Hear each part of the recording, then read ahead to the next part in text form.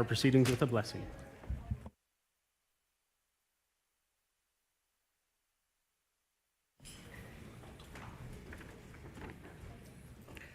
Good morning. Gracious Father, today we remember our Métis who made the ultimate sacrifice for our rights. As a solid team at this table, we can work together to promote our history, culture, and customs, and make proud our ancestors who gave so much. Help us trust in the deep wisdom and traditional knowledge we were gifted. Thank you for each mind and heart that fills the presence of this room today. Amen. Thank you, Grandmother. Before we get started and take a look at our agenda for today, Secretary Wolf, the floor is yours.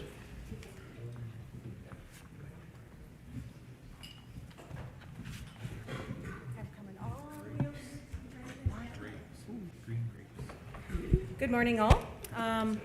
So for those that know that I'm the Secretary of Veteran Affairs, and last week I attended a national gathering from Métis National Council, and we had a veterans gathering in Vancouver all week. And while I was there working on behalf of President Sandmeyer, we had received a gift. Now this is a gift that recognizes the purge, which is the LGBTQ, and the new monument that they have to represent Métis veterans, but all veterans from the purge, and they created a beautiful challenge coin that was presented to me, and I wanted to present it to you, President Sandmeyer, as our governing bog leader. So thank you so very much. Please look at it. It's gorgeous. Thank you.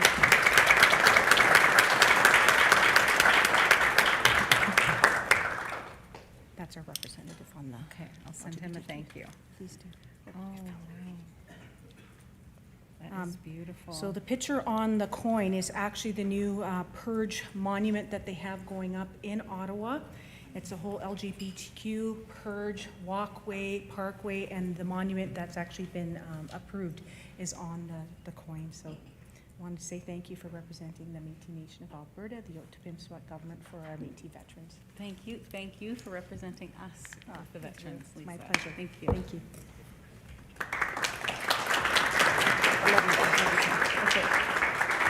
I will send. Thank you, Secretary Wolf. That was lovely. Okay, so there's an agenda before you, Council. I understand there's one addition that's been requested under 12F would be contractor-related matter.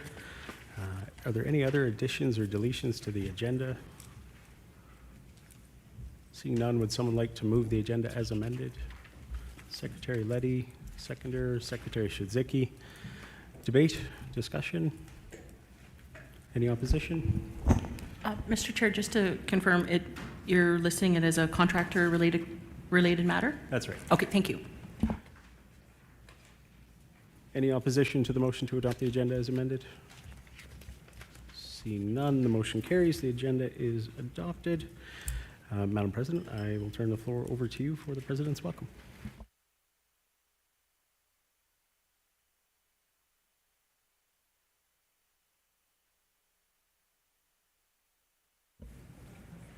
Good morning, everybody. I hope everybody had a good night last night and a good sleep.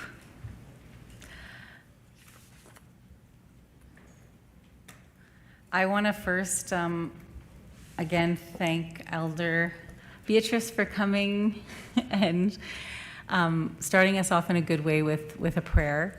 It is important that we ground ourselves on days like today, especially when we have lots of hard work to do, and I thank you for coming. Thank you very much. I also want to welcome our newest council member, who was sworn in last night, Women's Representative Gabrielle Blatz. Let's give her a great big round of applause.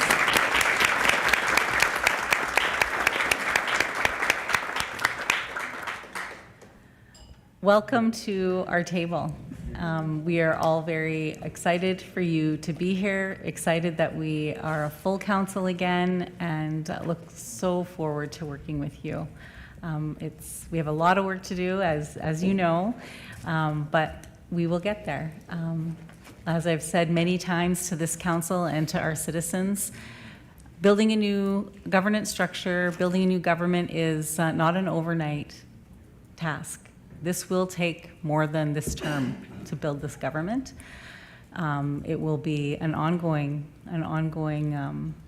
construction, an ongoing renovation, I guess, is more the term. But we'll get there. And as I've also said many times before, there are going to be roadblocks in front of us. There's going to be people who don't want to work with us, people who are going to not be nice to us.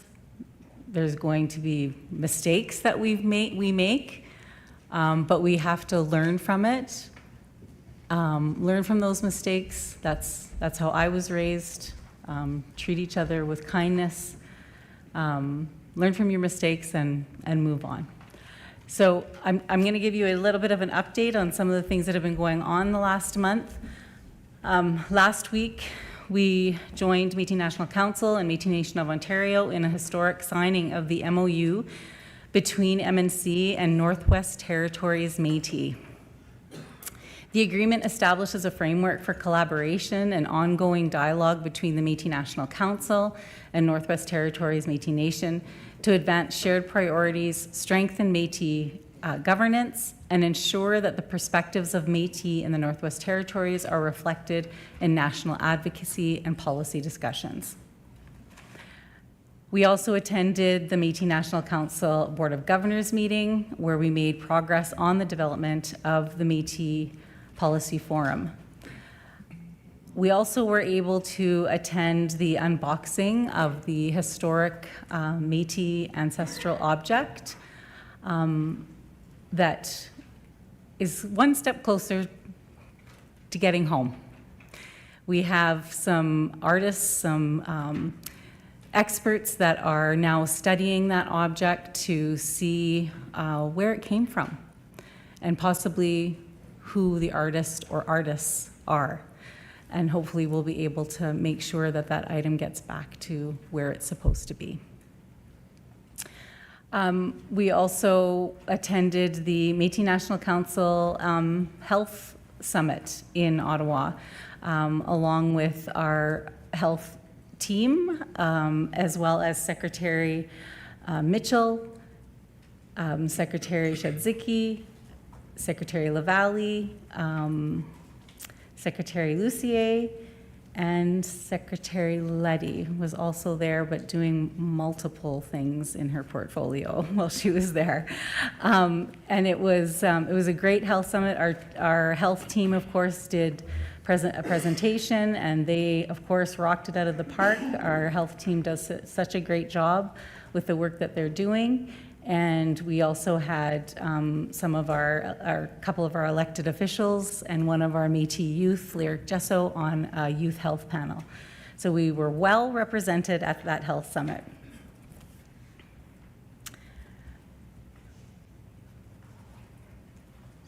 Making sure I don't forget anything.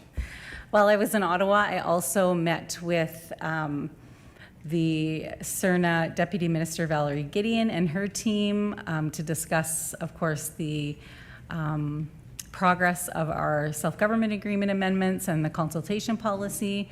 I also met with INAN committee member MP Billy Morin to reiterate that our government fully supports all federally recognized Métis nation governments in achieving their own self-government treaties.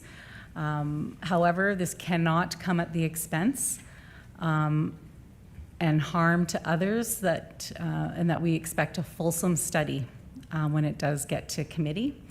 I also met with, just this past Monday, with I-9 committee member from the bloc, Mary-Leen Gill, MP Mary-Leen Gill, and we discussed also the importance of a thorough study. Both were in full agreement and also have their own concerns about the legislation. As we've already said, we've welcomed our new women's representative, but we also had sworn in 2 new district captains last night, Bernie Olette from the Red Deer District and Kevin Metz from the Nose Hill Métis District, who I believe is here with us today. Oh, we both are.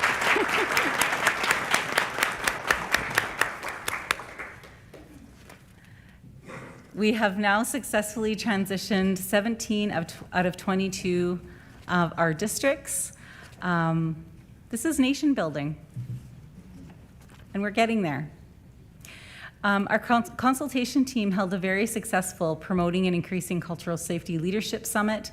The consultation team has been engaging with citizens across Alberta to learn and listen how to better support Métis women, youth, and 2S LGBTQIA+ folks. We believe that cultural safety is a key part of nation building. It was a great celebration celebrating the final report. Thank you to those citizens representatives that were able to come and participate. We had a great day on our own on Saturday, going through some of the rights-based things that came out of the report, and we also had to sew. Don't hang your head down, Trevor. It was okay. You made it through. But we did learn how to, well, a lot of the people around the table, Cindy, Lisa, Sarah, knew how to sew. I think Nelson knows how to sew too, he just wasn't saying. But we did make ribbon sweaters, yeah, and they, it was fun. It was a great day. Where was I here? Last week we started had our first of 3 Métis Works Business Summit. So last week was in Calgary, and that was a lot of fun. It was great to see citizens out who came up to me and said, I'm Métis, I've never been to any events, and I'm so happy to be here. And it was wonderful. Great speakers, panelists. Again, makes me very proud to see people who are entrepreneurs who are stepping outside of their comfort zone and getting up and doing a keynote and killing it, absolutely killing it. So we have another one this weekend on Saturday in Slave Lake, and then on Monday in Edmonton. So great job to Tyler and all of your team, Katie, wherever you are. Great job, absolutely great job.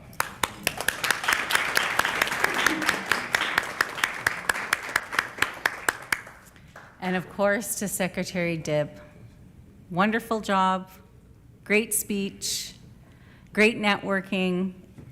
Thank you very much for all the work that you're doing. Last Sunday, our women's representative, at that time, women's representative-elect, Gabrielle Blatz and I attended the Slave Lake and Wabasca-Desmarais District's women's ice fishing event. Those events are called Catch, Clean, and Cook, and we went to Slave Lake, where we were joined by Representative Cindy Moore, District Captain Diane Pearderry, and Secretary Grant Lacombe. Although we didn't catch, but I believe after I wrote my notes here that I found out that after we left, there were 2 fish caught, which maybe we are bad luck, I don't know. But there were two fish that were caught, so that's fantastic. It was a great day connecting and learning. It was very cold. The weatherman lied to us, but we pushed through, and we made it out unscathed. Gabrielle did not fall in the hole, so we're good. And but I wasn't going to say that. So a great big thank you to our harvesting manager, Craig Latender, and all of his volunteers. Although some days are challenging, that is okay. We were built for challenges, the Métis people. That's what we've been doing the last couple hundred years, challenge after challenge after challenge. What matters is that we can see the hard work that we were all doing, and that it's paying off. And I'm so honored to serve our nation alongside all of you. I know sometimes it feels like we're not moving forward, but little by little we are. And what I'm hearing out there when I am out at events with our citizens is that they're proud of us and that they're happy that we're doing these things and that we are moving forward, and the things that they wanted and dreamed of for our nation we are getting there. So thank you all, and I will pass it back to the chair. Thank you, Madam President, for that welcome. Are there any questions, comments to the President's welcome? Seeing none, can I get a motion to accept the President's welcome as presented? Representative Blatz, seconded by Representative Ward. Any discussion, debate? Any opposition to the motion? Motion is carried. That takes us to agenda item number 5, which is the meeting minutes for the Citizens Council meeting of February 19th, 2026. Secretary of Records, the floor is all yours. Thank you very much, and good morning, everybody. You have the minutes in front of you. So if you have anything of note that you would like to add or change, please let me know. But I did want to take a moment and introduce our new official clerk, Lindsay Henderson. She did do our minutes for us in December, but she didn't get an introduction, so I really wanted to make sure that we all knew that we have an official clerk now, Lindsay. So yeah, everybody say hi, Lindsay.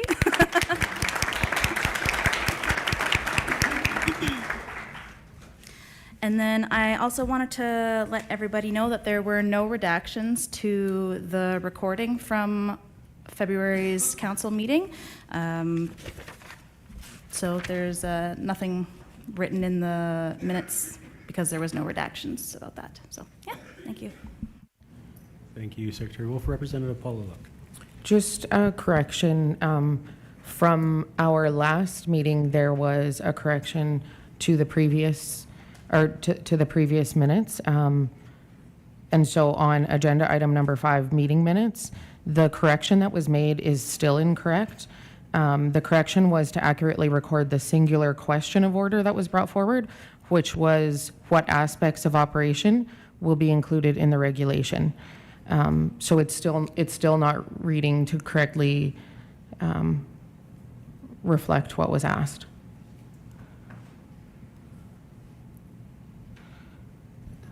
Secretary Wolf. There we go.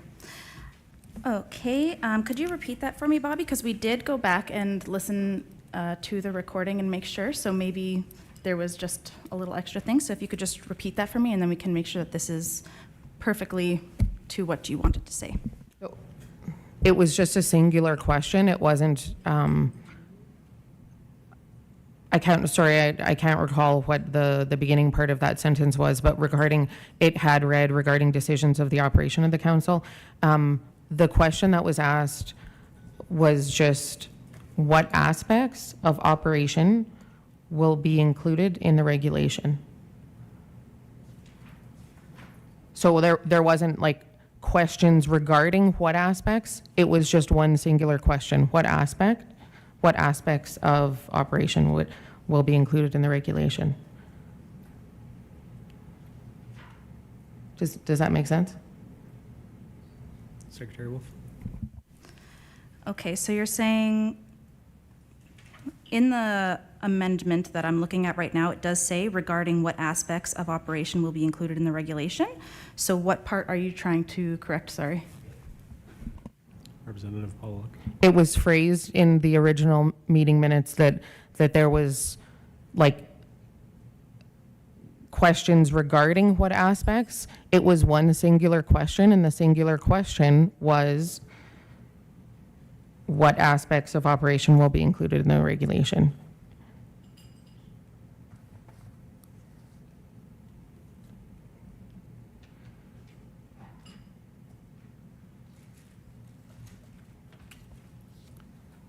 Secretary Wolf,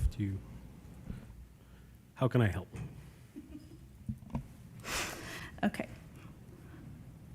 I'm so sorry, I'm totally not understanding. Can you like tell me exactly where on this page you were wanting the correction? Representative Paula Luck. Do you have the full phrase that was written, because this is just a piece of it that was changed. What the amendment was asking for was to change the reference to not regarding decisions, because it wasn't questions regarding decisions. It was one single question that was asked. So I think maybe if you look at the whole piece from the previous minutes, you'll understand what I'm asking for. I can look that up for you and give it to you in a minute, but I don't have it right in front of me. Secretary Wolf?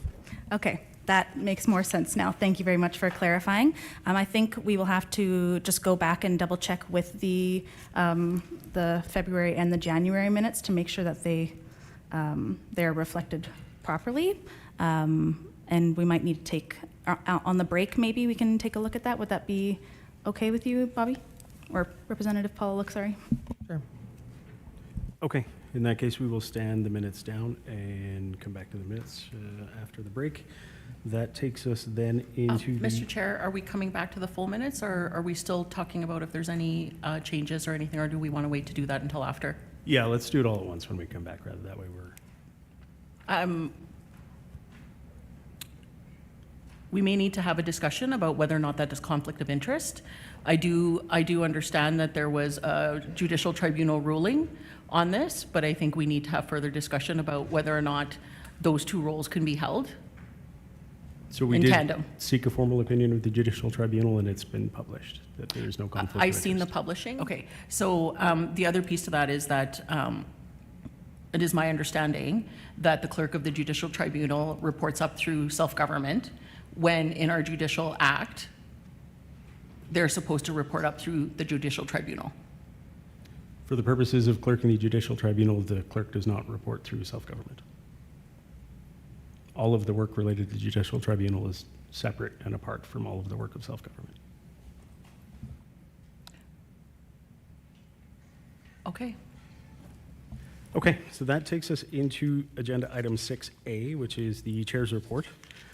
I won't read it to you folks. It was circulated in advance. Are there questions to the chair's report?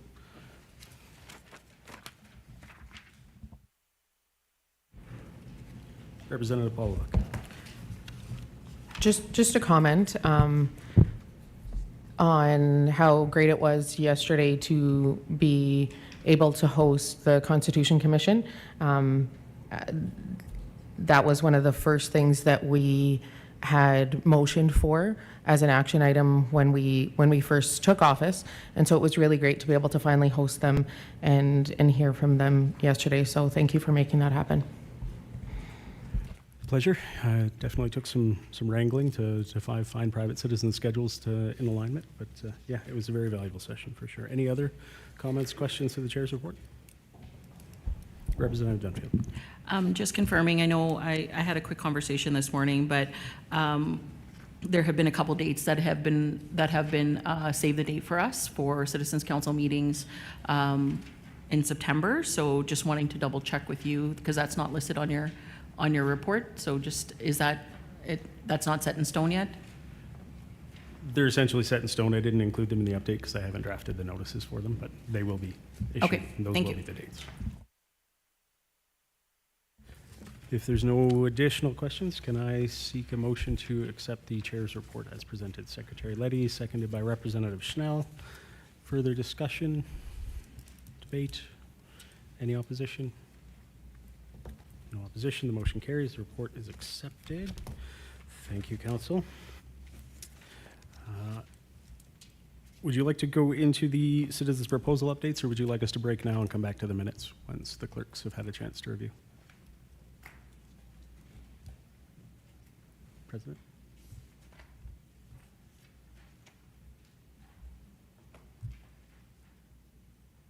We can keep going. Okay, we will carry on to agenda item 7A, which is the Senior Executive Officer Citizens Proposals Update. The floor is all yours, Mr. Brown. Thank you. All right, this there's a briefing note under 7A, and I'll just review that, and if there's any questions, please let me know.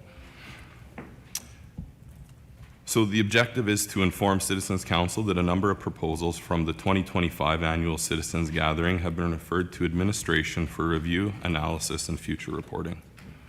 Background: at the 2025 annual Citizens Gathering, citizens brought forward and carried multiple proposals for consideration. In accordance with the Self-Government Act, these proposals were reported to Citizens Council and subsequently directed for administrative review. The proposals referred include proposal number 3, Métis Art Inventory and Artist Promotion, that the Citizens Council consider building a diverse inventory of Métis art and promote the art and artists through the Kiskanaw Otipemisiwak Métis Government Artists Collective. Proposal number 4, prioritization of Métis citizens in employment and leadership, that the Citizens Council consider implementing legislative and policy requirements that will ensure that Métis citizens are prioritized, supported, and given preference for employment leadership and decision-making roles within our government and its institutions wherever possible. Proposal number 5, Two-Spirit representative role, that the Citizens Council consider to create a specific Two-Spirit representative role in our Métis government. Proposal number 6, Fish and Wildlife and Resource Management Act, that Citizens Council consider and begin the necessary work to take the draft of the Métis Nation of Alberta Fish and Wildlife and Resource Management Act and further begin the process to enact this as legislation. Proposal number 7, Harvesters Council, that the Citizens Council consider the work to begin to put a Harvesters Council back in our agreement. Proposal number 11, District Communication and Protocol, that the Citizens Council consider that prior to engaging with any program, event, consultation, or services within a district, that the respective departments of the Otipemisiwak Métis Government or the Métis Nation of Alberta or its affiliates establish a clear communication work in partnership with the districts to deliver the programs, events, consultation, or services by way of written and mandate that the protocol that it utilizes with each department. Proposal number 13, Constitution Commission, that Citizens Council consider creating a commission to identify amendments to the Métis Constitution ahead of the 3-year deadline that we have to fine-tune the elements that need to be addressed and reinforce this and strengthen our Constitution. Proposal number 14, Future Citizens Gathering Venue Review, the Citizens Council and the Métis Crossing Board to look at all options to deal with hosting the next Citizens Gathering here in 2027 with options for all the concerns brought forward by the citizens at this gathering. Current status. All listed proposals have been formally referred for administrative review. Work is now in the analysis phase and is being coordinated across relevant areas to ensure a consistent and complete approach. Initial work focused on is gathering relevant information, prior work, and extinguishing and existing materials, confirming scope and intent where proposals are broad or require clarification, assessing operational policy, governance, and legislative implications, identifying alignment with existing initiatives, mandates, and priorities, determining what can be advanced administratively versus what may require further Citizens Council direction. This work will inform the development of structured response materials for future Council consideration. Analysis. This approach ensures proposals are reviewed in a coordinated and disciplined manner, allowing administration to provide clear, consistent analysis across all proposals. Distinguish between administrative actions and matters requiring Council decision or legislative process. Identify risks, dependencies, and cross-departmental impacts early. Avoid premature implementation without appropriate authority or direction. At this stage, all proposals remain under review. No implementation decisions have been made. No new programs, structures, or legislative actions have been initiated. Okay, Council, questions to the briefing? If not, is there a motion to accept the status update on Citizens Gathering? Secretary Shiziki, seconded by Representative Schnell. Discussion? Debate? Is there any opposition to the motion? The motion carries. The update is accepted for information. Thank you kindly. That takes us to agenda item 7B, which is the citizens' proposal with respect to number 2, the Veterans Memorial. Director Fetch, I believe this is your agenda item. Thank you, Mr. Chair. Yes, we support the Veterans Portfolio and Secretary Lisa Wolf in trying to do work for veterans. So we were provided the update because of the citizens' proposal from the last gathering, which directed ask Citizens Council to consider directing resources regarding funding or communications that's needed and to ensure the monument expansion is completed by November 1st, 2026, in order that veterans, first responders, and families can celebrate this effort on Indigenous Veterans Day, November 8th, 2026. And we had a long, drawn-out 2-year wait to try to draw funds through the Métis Veterans Legacy Fund, and managed it was at a BOG meeting in Métis Crossing, managed to get that finalized. And we have the funds. The funds are being transferred to Métis Crossing. But in the meantime, our elder Beatrice has been working diligently and had identified a number of more names than what we had originally applied for. So the fund that we got was for I think it was about 2,500 names, and now we're at about 4,000 extra names, right? Is that correct? The total will be 7,200. Total of 7,200, and there was already 3,000. I think there was 3,000 up there already. Yeah, about 3,000 up there already, and then we were going to put 2,500, and then she's been working since then because it took 2 years to get the funding. I did speak with Juanita at Métis Crossing. We are on track to have this done in time for Indigenous Veterans Day, so we can host an event with the updated monument. We won't be, we're right now asking contractors, what does the added names look like? What is the cost? I don't think that we'll be able to cover it with the funds that we got, but there are other options to be able to try to do something. So we're working, at least we'll get what we originally had planned to get up, and then we will work to get the other names up. And I think in that time, we're probably going to have a bunch more names. So we're going to have to approach it as we get there to see where we're at and what the cost, because we have to go back to the contractor. We have to get quotes. We have to be able to provide that when we're asking for funds to be able to expand that monument. But there are a couple of options for that. So we are on track to meet this proposal. Yeah. Thank you, Director Fetch. Questions to the update? Secretary Lisa Wolf. Yes, thank you for everybody that has been supportive on the veterans profile. I know that a lot of our family members here from around this table have served in the First and Second World War and in Korea and in Afghanistan. So again, if you do have family members that are not on that original monument, I would ask that you talk to our elder, Beatrice Demetrius, so that you can fill out the appropriate form to get that in. We do have a deadline of March 28th for this process right now. And you need their service number, you need their background, you need their grandparents' name, you need their great-grandparents' name on there to prove Métis identity. So I wanted to say thank you for the intergovernmental team and also to our Board of Governors for obtaining the funding that we need for the second half of our monument. I know it's been a long process, pretty much the whole time that I've been here for the last 3 years. So thank you very much to Tyler Fetch and our veteran team that supports me in my portfolio to get these things done. Thank you.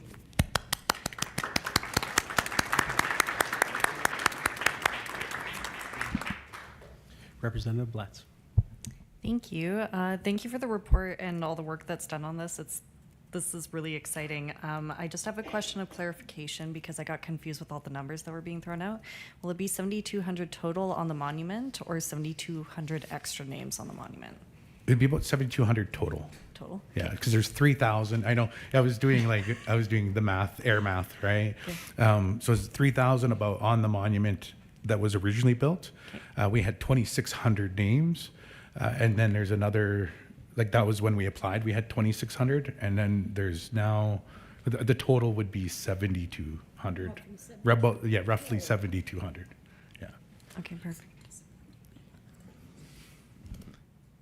Okay, thank you. Thank you, Representative Blatz. Further questions, discussion to the briefing?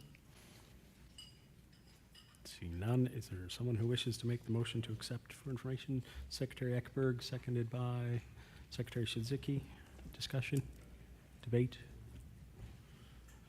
Seeing none, is there any opposition to the motion? The motion carries. The update is accepted for information. Thank you kindly. We're a little ahead of schedule, but I understand the Ombudsman is in the room with us, so we will go to agenda item number 8A, which I believe is the joint report from Secretary Sarah Wolf and the Ombudsman. And if Ombudsman Worth could join us at the front. Mr. Chair, can you go closer to the mic or speak up? Because Sure. you're very quiet. I'm starting to lose my voice. I'm catching Okay. the cold that you have all tried to share with me. Is the Ombudsman in the room? I can't turn my neck all the way around. Is he? He's coming? Great. Okay.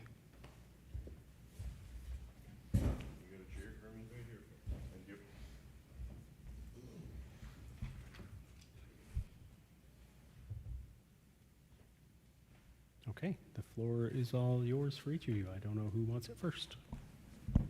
Well, it's not too much from me, so I will hand it over to Ombudsman Worth to give his report. Thank you.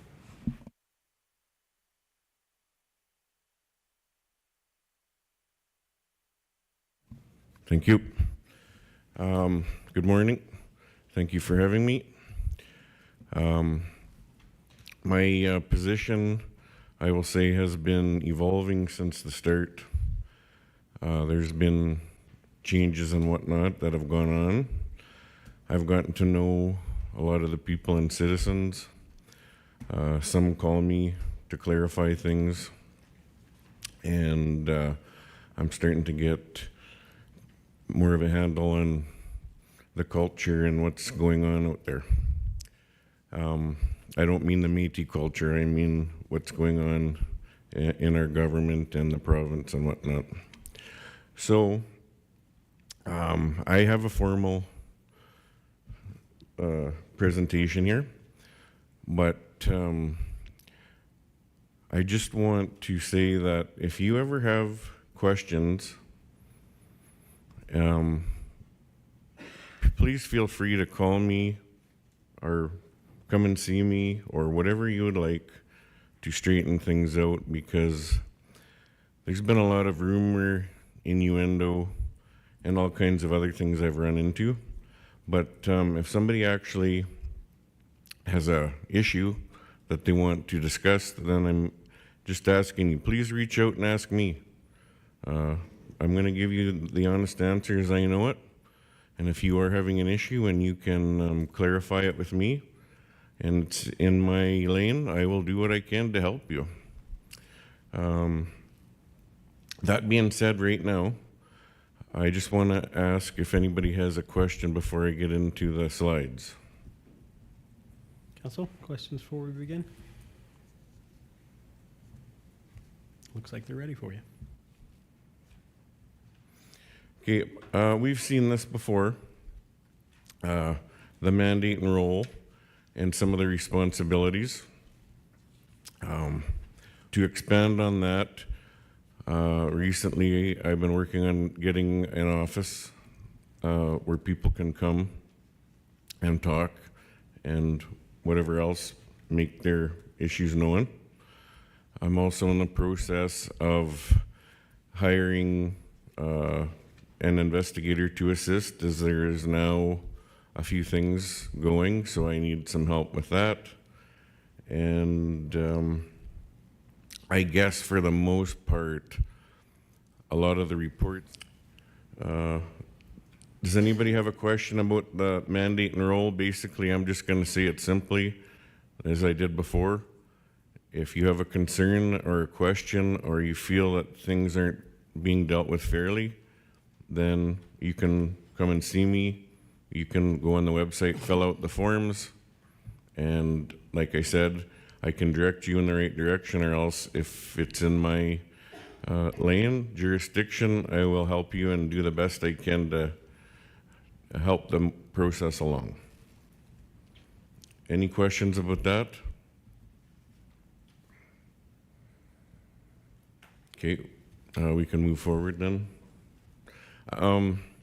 I did see, and just to make clear, I think anyone that's talked to me, we've discussed it for the most part, but if you come to me with an issue, it's going to kind of be like this. If I am expected to do some things, the fact that you made a complaint may come out, or else some things can be completely confidential, and if that's what people wish, and as I say this, you can pass this on to people that you deal with in your day-to-day dealings and work, If I'm told it's confidential and it's confidential, then it is. I won't be letting the cat out of the bag on that. I'll do what I can.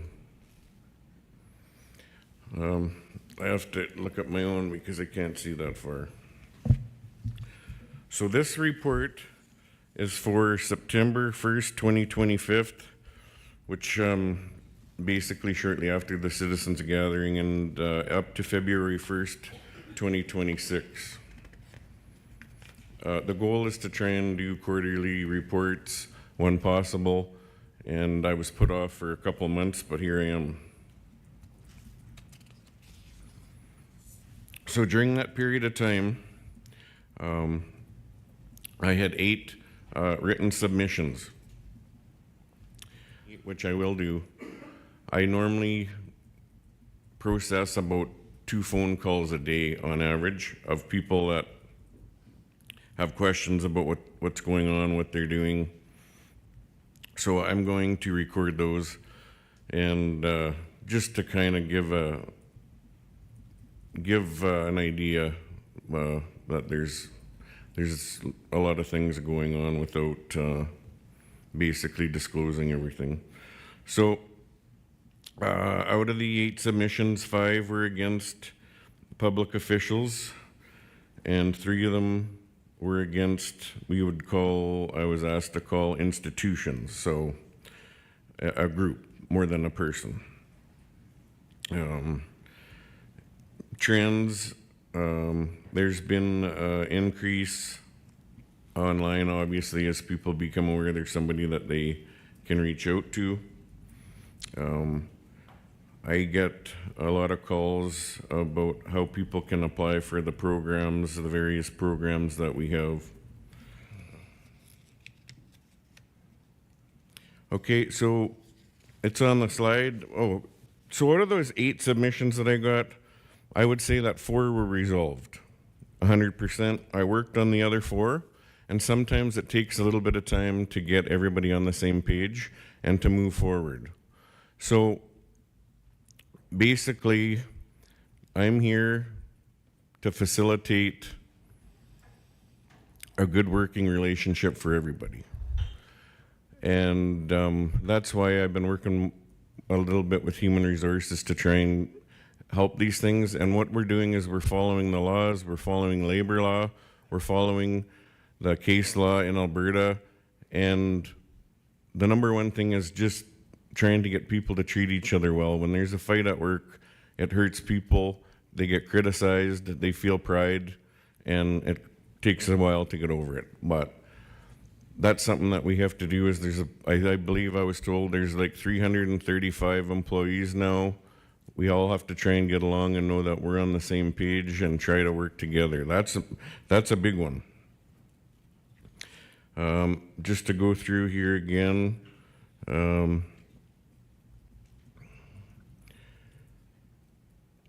If anybody ever has a question on jurisdiction, go through the act and the. I don't think the bylaws are out yet, but I'm waiting. Go through the Ombudsman Act and read it. It's not that long, and you can answer a lot of questions and clarify things for yourselves, rather than taking a story from somebody else. So there has been some more done in the last month, but during this period of time, I had made 5 recommendations presented, and they were basically, it's not like I came here and presented them. I think there's an issue with that, because some of the times, if I do the presentation on one thing, people will know what it is, and then it's not confidential. But we're working on a way to try and bring that forward so that people can get a handle on what the possible recommendations are. And sometimes they're just going to be confidential because it's between like 3 people. But on some of them, you have to take my word for it. I've been working with the Judicial Tribunal. We are in discussion with 4 different files to go forward on. Those take time. There's people that come forward to me and they want to know, why isn't this done? This should be done. Well, the Judicial Tribunal does not meet and I'm working on being able to get information back faster than I am right now, but for some of the things, unfortunately, will take time. So I hope everybody can understand that. Okay, we can go to the next. So this is basically just outlining the approach. I think people are starting to understand. I get the inquiry, review what materials I can to see if it's relevant. I normally try to reach out and have a phone call with the parties involved to kind of get a gauge for what's going on. At that point in time, people are notified there's been a complaint, and I'm looking into it to try and determine a solution. And just to kind of interject there again, some people think they are going to phone and then the next day somebody's going to be fired, but that's not the goal. The goal is to get everybody to work together professionally and politely, and that's what we're trying to do. And like I said before, sometimes feathers get ruffled a little bit, and people make up stories, complain, if that makes sense. So it's not easy. And we're on to getting down to about the communication and assisting with the OMG to fulfill the needs. And the big thing is communication. Like I said, my goal is to do presentations here so people can understand, see me, instead of just hearing stories. There's been a few times, and I understand we're just about done here, that I'm talking a lot, but part of it is frustrations from my day-to-day, okay? So there's another thing. If I meet somebody and that person hates me, and I've never met them before, I know there's an issue, and then it takes a while to work through. But if I can have communication with people and they get to know me, then normally it's easy to facilitate the conversation, and problem solving is what I'm trying to do. So I hope that makes sense, because I know obviously if I haven't met someone and they're already after my hide, then it's not a good thing, is it?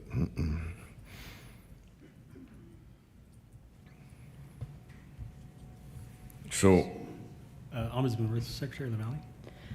Sorry, I just have a quick question. So for the deputy slash assistant ombudsman, is that also the acting ombudsman? well, if I'm not around, then yes. Okay, thank you. Representative Dunfield. Thank you, Ombudsman Worth, for sharing and your presentation. Really appreciate it. I know you've been very diligent in supporting those of us who have called you to clarify some of the things, so appreciate that. I do need to bring to the attention of the council that there's a contradiction in our Constitution and the Ombudsman Act. If you look at our Constitution, 23.2 on page 18 states the Ombudsman is an arm's length officer of the Otipemisiwak Métis Government. Yet in the Act on page 4, it says, as soon as practicable after being appointed, the Ombudsman must designate an employee of the Otipemisiwak Métis Government who is a citizen as acting Ombudsman to fulfill the duties of the Ombudsman in the event that the Ombudsman cannot fulfill their duties. This is contradictory because the Ombudsman is supposed to be arm's length. And, you know, we need to address the inconsistencies between our Constitution and our laws, especially when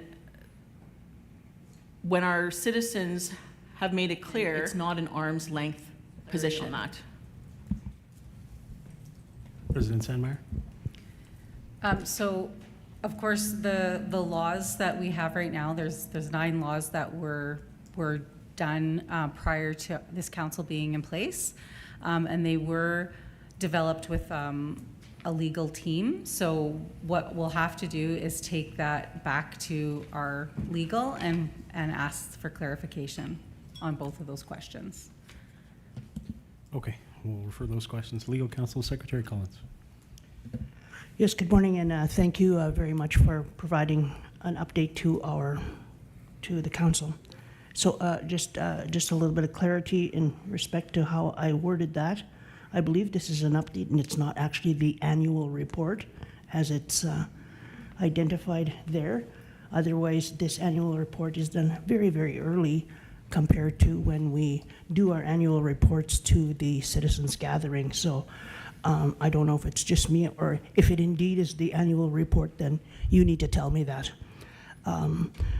My question, I suppose, is, my question is about your recommendation for, what is your recommendation for financial reporting? If there are issues around people asking about financial reporting with respect to, and I just need to also provide a little bit of clarity. There are no zones in our government structure, and there are no regions in our government structure. So with regards to your comments in that respect, if you're referencing districts, then that's how I'm responding to this question. Because I understand that with districts, and I suspect probably more as we go forward, and we have 17 online now, but by the time we have 22, they are going to be having other, because I already know some are creating economic arms or other arms of perhaps maybe a society that will deal with other areas that the community wants to focus on. Secretary Collins, I'm just going to hold there. Secretary Sarah Wolf on a question of order. Go ahead, Secretary Wolf. I apologize to interrupt you, but Mr. Chair, I do believe that this conversation does have some pretty specific details that would require us to go in camera for the remainder of this conversation, please. Council, on a question of order, the suggestion to go in camera so this discussion can be had. I think it would be intergovernmental relations is the sense I'm getting. Is there someone willing to move going in camera? Secretary Lisa Wolf, seconded by Secretary Letty. Is there any opposition to going in camera to continue this discussion? Representative Dunfield. Just a point of clarity, why would we need to go in camera? So motion to go in camera is not debatable, so if we disagree with going in camera, then we won't go in camera and we'll leave it in public. But it sounds like there's an intergovernmental relations aspect to this that is raising concerns that can't be dealt with in public. So is there any opposition to the motion to go in camera?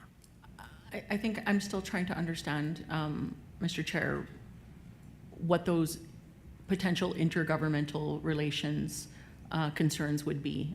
That's why, like, if we're going to go in camera for this, we need to have clarity as to why we're going in camera. I mean, we can go in camera and then that can be eliminated, and if it's not properly in camera, we'll come back into public session. But to highlight them in a public session and then go in camera afterward would defeat the purpose, I think.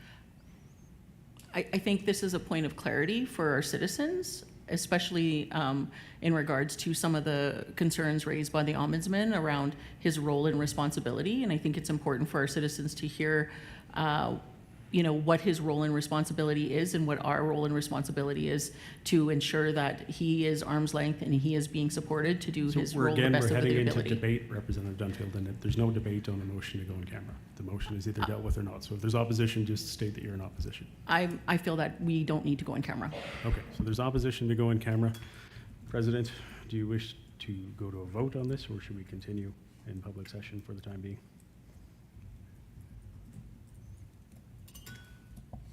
I think we should go in a vote. I think there are some things that are concern to me that we should be in camera. So I think we should go to a vote.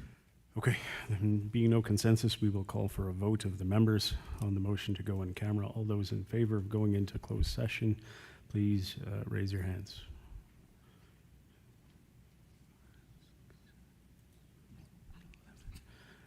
Online, I'll have to ask you to indicate your votes verbally, just because I'm never sure if the hand raise function is to speak or to vote. Representative Cherno, are you in favor of going in camera? I'm in favor of going in camera. Representative Larondale, are you in favor of going in camera? No, I'm not in favor. Representative Cardinal, are you in favor of going in camera? Yes. Okay, the motion carries. We will go into closed session. We will recess for 5 minutes so that the room can be cleared of staff and the gallery, and we will get started. So council stands in recess for 5 minutes. The floor is yours to finish up your report.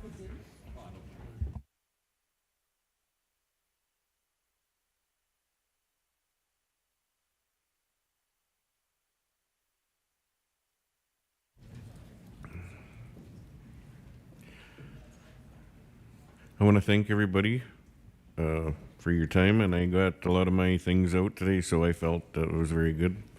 I'm done unless somebody has a question. And thanks again.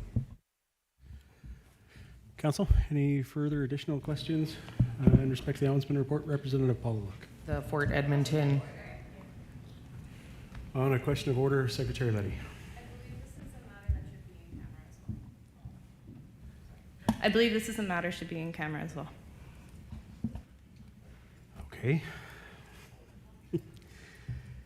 Do you want to make a motion to go in camera then? Yes. Okay, there's a motion to go in camera. Is there a seconder?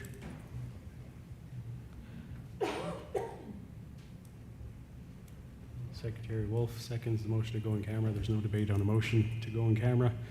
Is there opposition to the motion to go in camera? Yes, there is opposition. This is a follow-up question to a comment that was made out of camera, and a discussion that was started out of camera. President Sandmeyer?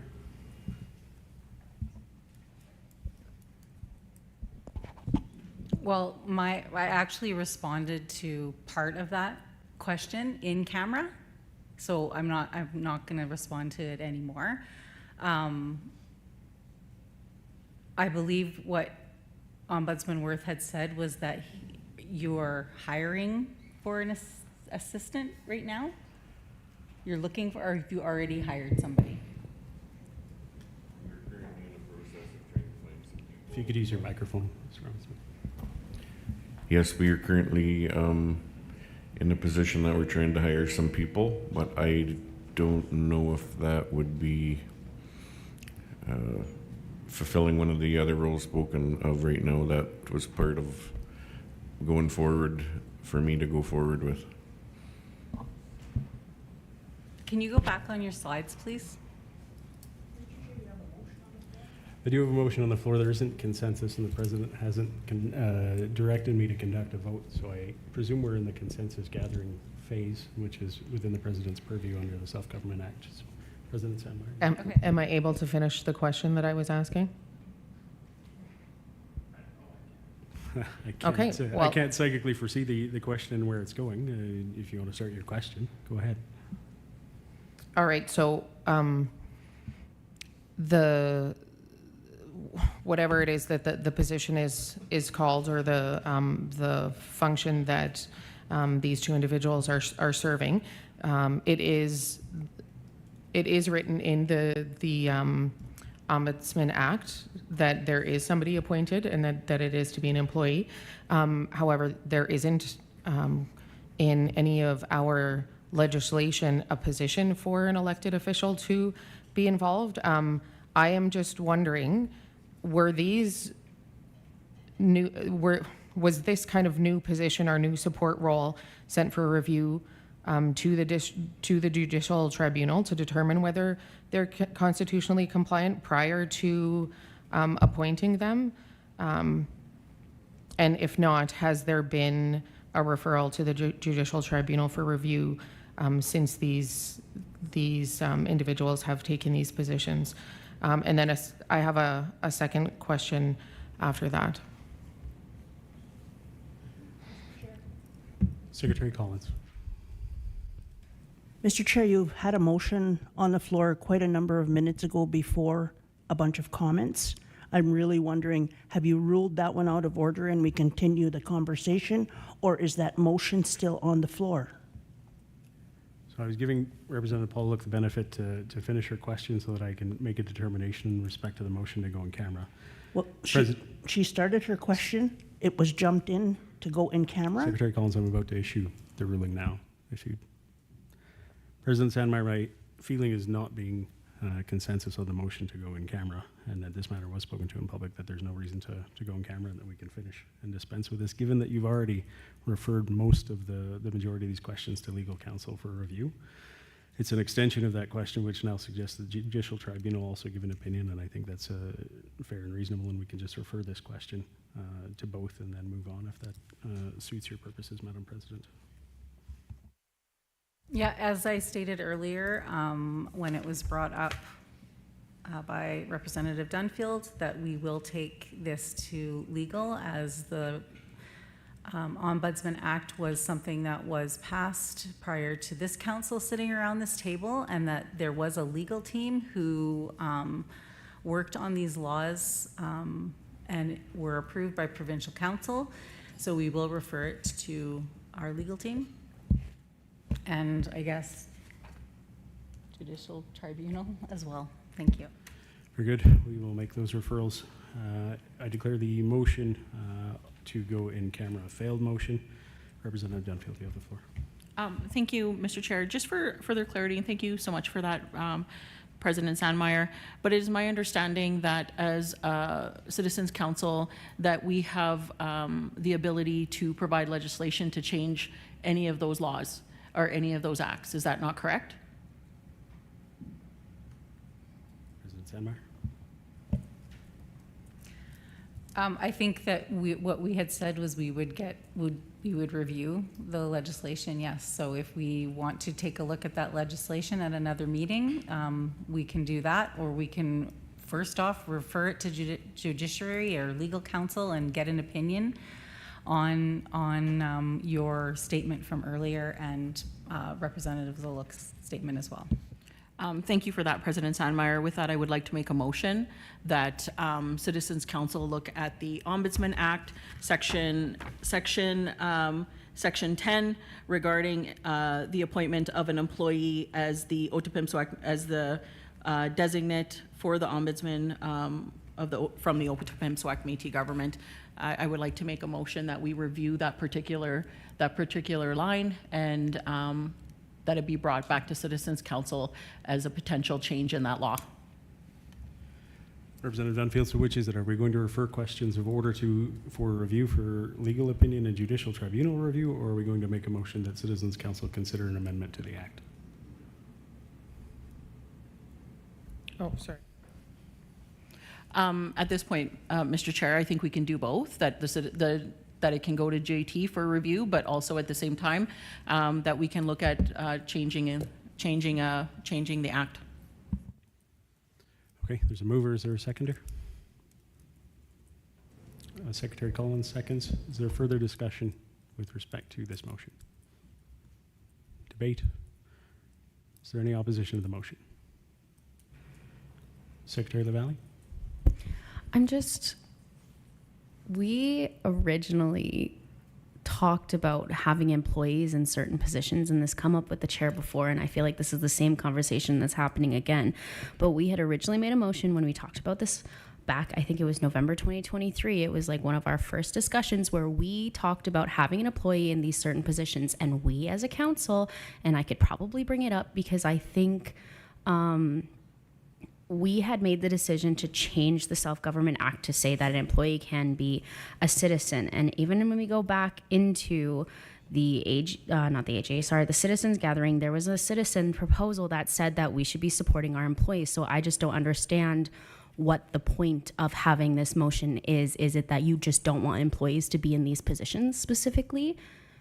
Because I just, like I said, I don't support this motion because I just don't see why we're kicking up a big fuss for there to be an employee in this position. She's the head of HR. Most of these complaints are going to be going to HR regardless of what happens, right? Because they have to do with people like us, elected officials of the Otipemisiwak Métis Government, and they have to do with a lot of complaints against institutes which are going to be included within the HR. So I just don't understand kind of what the purpose of this is, I guess. Thank you, Secretary LaValle. I have been provided some information from administration. The Judicial Tribunal did review the appointment of Jeanette Blumentrath as acting ombudsman. The decision is published as Decision 2025-06, which the Judicial Tribunal found is compliant with the Act. So that's for your information. Feel free to go and reference that. Representative Paula Look. So I'm just asking for if there's an ability to elaborate on that, just to help us better understand. If not, then that's fine. But the question that I asked was specifically in regards to his report that we just received. So I'm going to rule on your question. It's been advised that any details, including examples arising from that section, which was included in the report, would be subject to privilege as an HR and personnel matter, so there won't be any examples or further detail given in a public session. We will take that question back and have both legal and human resources weigh in and seek to get you answers that can be presented at a future in-camera discussion of council. Secretary Collins. Mr. Chair, again, I'm going to speak to the motion that's on the floor. I've ruled, the motion with respect to the amendment of the legislation? Correct. Very good. That's Thank the you. motion that you accepted, and then you accepted conversations that were not with respect to the motion on the floor. I'm going to speak to the motion on the floor, and I'm going to thank the President for this morning saying we continue to build. We're a young government that continues to build. If and when we find items in laws that may not be consistent with our Constitution, it is our job as the government to make those corrections. If we're seeing that there's potentially a contravention between the Act and the Constitution, which is what I'm thinking and why I second the motion, is I think it's time to have some of those reviews. And indeed, the President again earlier alluded to the fact that, well, she told us that we had a committee in place that we're going to review the laws so to make them consistent to the Constitution. That piece hasn't happened. But if it needs to happen one piece at a time, then maybe this is the first of the one pieces that needs to be addressed. So I seconded the motion because I believe that if that was one of the first things that we seen, and we're going into year 3, almost halfway through our year 3, then we should do some of that stuff. It's our responsibility. We're the government. And if we see inconsistencies, that's our job to make those changes. Therefore, I seconded the motion. And with that, Mr. Chair, if there's no other comments, I'm going to call question on the motion. Okay, there is a speaking list, so is there further discussion in respect to the motion, which is to refer the Ombudsman Act for review with specific respect to Section 10? Secretary Letty, is your comment in respect to the motion? Can you repeat the motion quickly for me? Madam Clerk, do you have the motion in front of you, or should we have the mover repeat it? If the mover would like to repeat her motion so it's clear for council.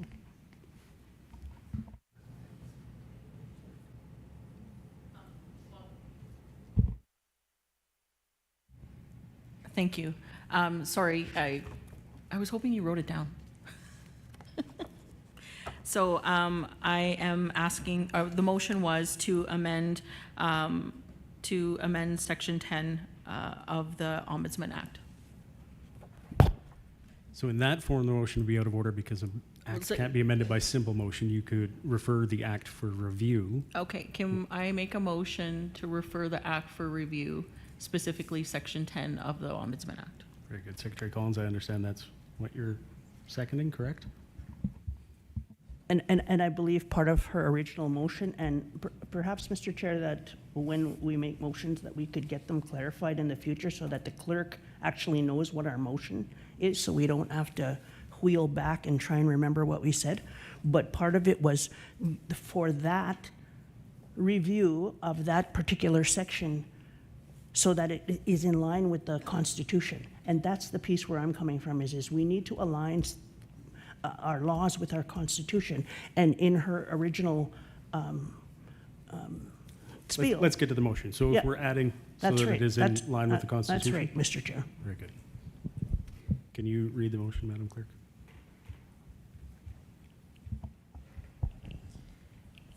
So the motion reads that be it resolved that the Citizens Council will refer the Ombudsman Act for review, specifically Section 10 of the Ombudsman Act, so that it complies with the Constitution. Are we confident with that language, mover and seconder? I'll just look for nods. Yes, good. Secretary Letty, then the floor is yours now that we've clarified the motion. I just feel it's unnecessary. We've had judicial, oh, my brain just froze, unfortunately. We do have a committee already established to review laws, as I understand. I'm not privy to that information of that, or what that committee does, or the work that they're currently at. Additionally, my understanding is that we already had the Judicial Tribunal review that specific portion on employees. And at this point, I'm content with how this sits and would be content to have the review, the committee doing the review for, to align it with the Constitution. This just seems to be doubling up on work that's already occurring. Thank you, Secretary Letty. Representative Pauluk, is it in respect to the motion? Yes. Very good, go ahead. I am speaking in support of the motion. It was well established that when we came into this government in 2023, that and even prior to that actually, that there were certain enabling laws that needed to be stood up before we took office and in order to stand up our new government. The Ombudsman Act was one of these enabling pieces of legislation to build our government, and it was well understood when we took office that the existing OMG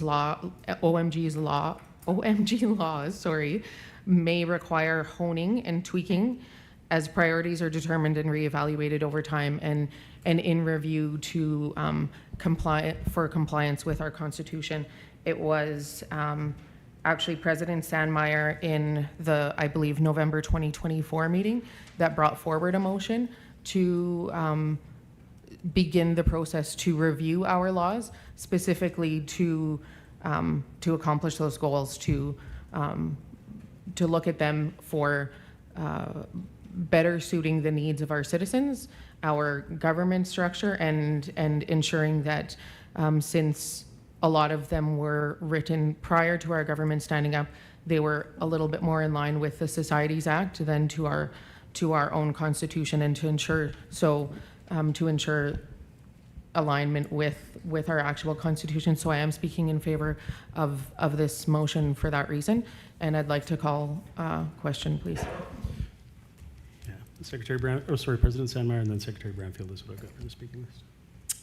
Yeah, I am fine with this motion. I think that as long as we have our legal judiciary tribunal take a look at it to make sure, take a look at the pieces to see if it is in conflict with our Constitution, then I think we need to move forward on reviewing that piece of the legislation. I'm fine with this motion. Secretary Brownfield has been waiting for a while. Secretary Brownfield, you are next and hopefully last on this, and we'll go to the vote. Yes, thank you. I just would like to speak in favor of the motion. It does align with our active resolution that was made, I think, in November 2024 to do a full review of the laws. So I do support the motion, and I think that, just with some of the conversation before about the, employees' arm's length, I think we need clarification on what that actually means as well, because I think we're having some differences of opinion about what arm's length means.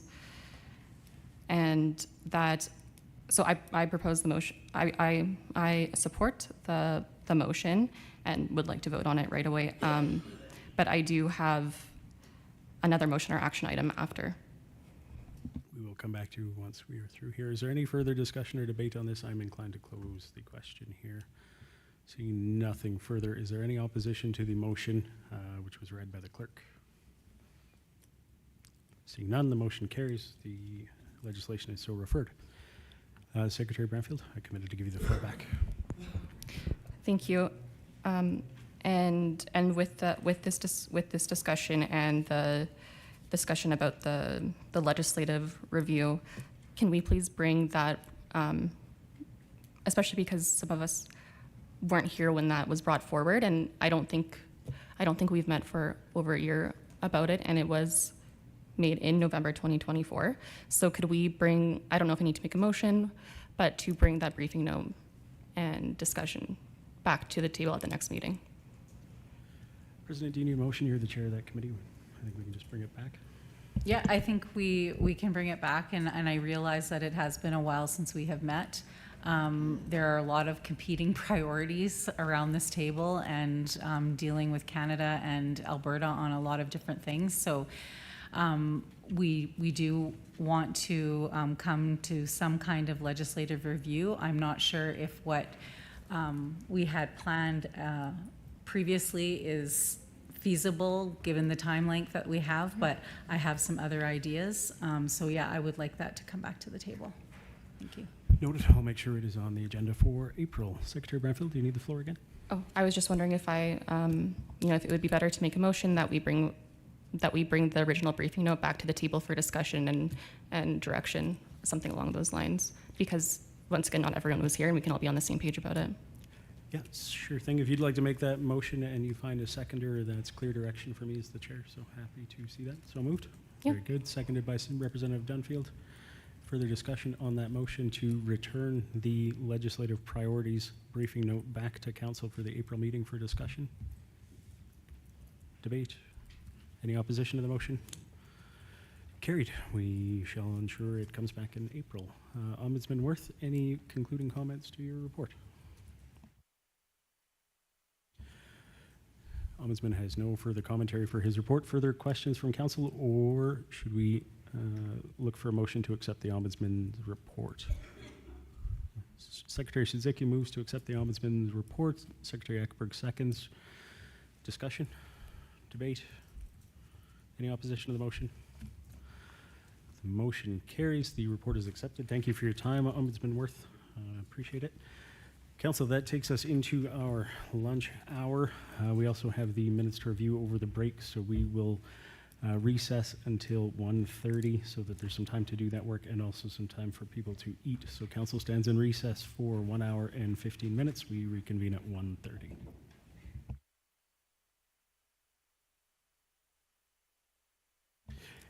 If Grandmother Beatrice could offer a blessing for the meal, we would be very grateful.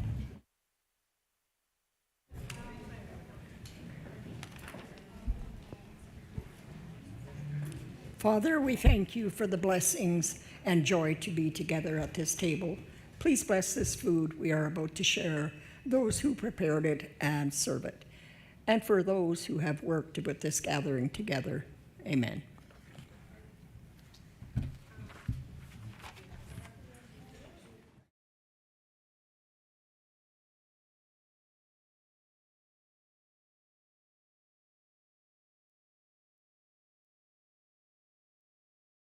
To take your seats and we will call back to order.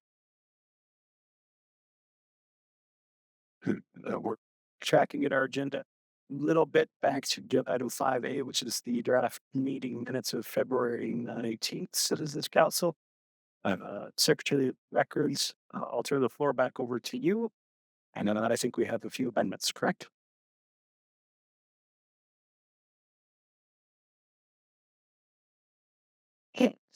All right, thank you very much.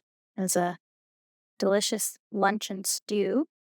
Okay, so I wanted to go back to agenda item number 5 with Representative Paul Aluk's correction that they would like to be made. So currently the wording is Representative Pollock requested information regarding what aspects of operation will be included in the regulation. And we are looking to amend it to say Representative Paul Aluk asked what aspects of operation will be included in the regulation. Is that good with you? Representative Paula? Yes, thank you. Very good. And then Representative Dunfield has a question in respect to the overholding of the special resolution. Thank you, Mr. Chair. So page 9, motion 2026-0219 dash 18. Can you please share with us, just for information, what does it mean by a special resolution, especially when it concerns the recording of the votes for, against, or abstentions? Yeah, happy to. So within the Self-Government Act, there's requirements for special resolutions that are set out. Ultimately, their requirement is that a special resolution must be passed by not less than 75% of the representatives that are present at a council meeting. So the question is, why would we record the abstention of the president on the vote when she is required by a section 48 sub 2 to abstain? Because we have to record her as present in that mathematical calculation of 75%. We also then have to record her as an abstention unless there was a tie, and then we'd record her vote in the matter. So to say it was carried unanimously and not record the fact that she was present and for those mathematical purposes wouldn't make a lot of sense. So this is the way we've done it. I do think there's probably a clarification that could be made here. After President Sandmeyer, we could put in brackets per section 48 sub 2 of the Government Act and close the brackets, and that would make clear that she's abstaining as a result of her legislative requirements. Secretary Collins. Yeah, Mr. Chair, I was just remind me again, as I wasn't physically in the room, why would this have been a special resolution?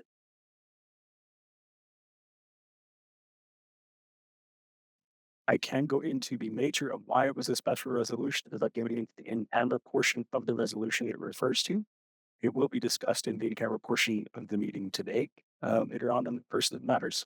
I can answer that question on the closed session if you like. Okay, good. That my recollection, and it's the first time that it's coming. I was wondering. Thank you so much, Ina. We can talk about it there. Representative Dunfield. Thank you, Mr. Chair. I really appreciate that clarification. Just to go back to my earlier question, could you direct the clerk of the council to please share the judicial tribunal's ruling on the clerk of the council, or the JT, the junior or judicial tribunal clerk of the council being part of the supports for all different teams? Could you share that with the Citizens Council? Yes, we will share that decision, sir. Thank you. Very good. Any further amendments, adjustments, corrections, deletions to them? But seeing none, would you like to move your minutes as amended? I heard Garrett. Yes, thank you. Hello. Hello. I don't know what that sound is, but it's freaking me out. There's a partner.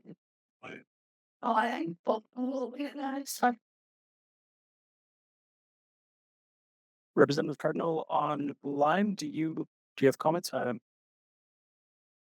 Yes, could you hear me? No, not really. It sounds quite robot-like and not very clear. Okay, I don't know why that's happening. AB is going to work on it. Let's give him 1 minute to make some adjustments.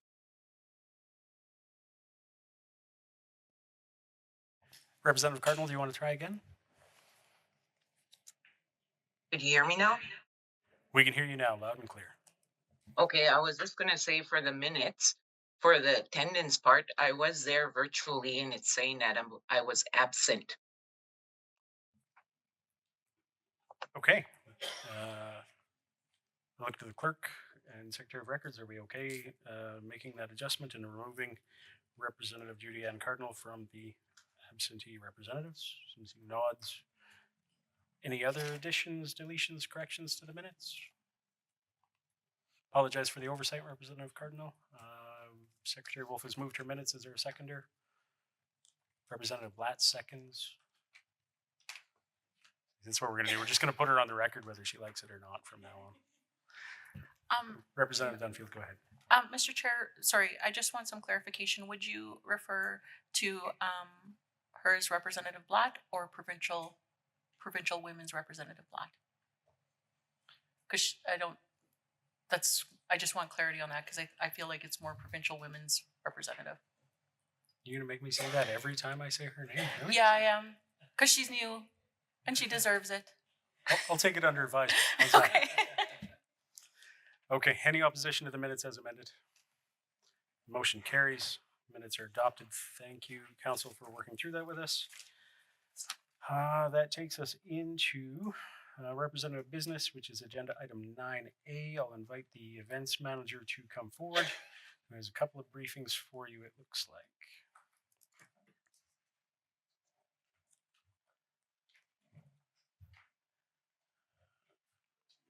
Ms. Taylor, I'll turn the floor over to you. Go ahead. Hi, everyone. So before you, you'll see a briefing note with the motion. Be it resolved that the citizens gathering gas card policy be amended to expand the program. We did discuss this last meeting. So I took it back to our committee and we did revise it to kind of increase accessibility as much as possible. So we recognize that the current gas card policy does have some gaps in accessibility. The committee has discussed ideas and potential solutions to ensure an equitable process and access to the citizens gathering. We put a lot of thought and a lot of work into this. So we did try our best to make it as accessible as possible. The current plan allows for anyone traveling further than 150 kilometers to the citizens gathering is eligible for a $50 gas card, limited to one per household. So the current status is the committee is proposing an amendment to the gas card policy, and the amendment is as follows. Gas cards will be available from 4 to 8 p.m. both the Friday and Saturday. Citizens may only collect one gas card between the 2 days. So if you go and collect a gas card on Friday, you may not collect a gas card on the Saturday. If you are traveling between, and we wanted a tiered approach to this, so if you are traveling between 150 kilometers and 299 kilometers, you will receive a $50 gas card. If you are traveling between 300 kilometers and 449 kilometers, you can receive a $100 gas card or 2 gas cards. If you are traveling 450 kilometers or further, you can receive a $150 gas card. And this again would be limited to one per household. So the budget for this gas card, these gas cards are $50,000, and we'll have a better idea of potential cost once the RSVP is published in May.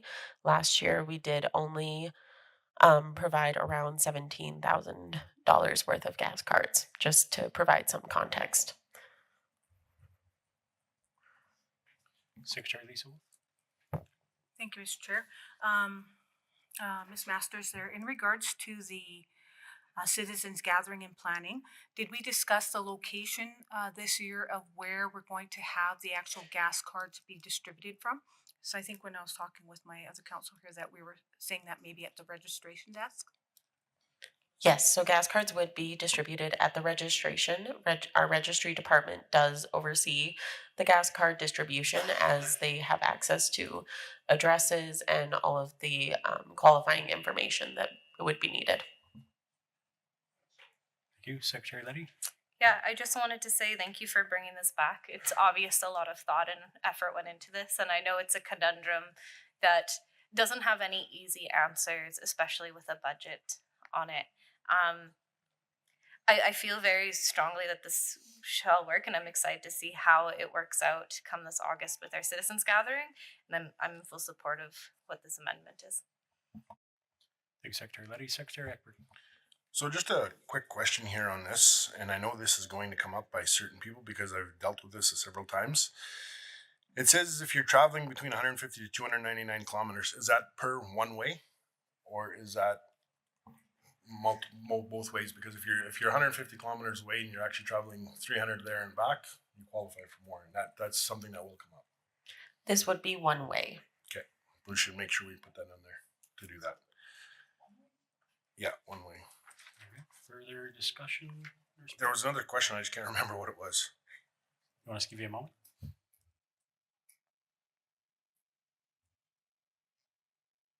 Oh, another question. Okay, so what it is we have districts all across the province, And sometimes where our main citizens councils or district council gets together is 150 kilometers away, but the person still lives another 100 kilometers away because your district's big enough for that.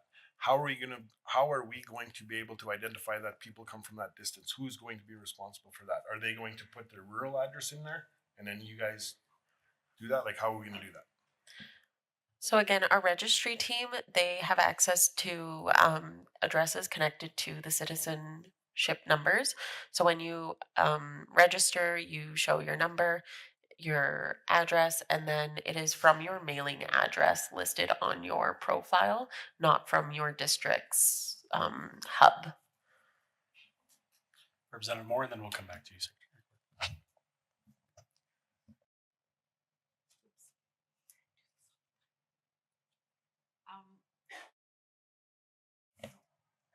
There we go.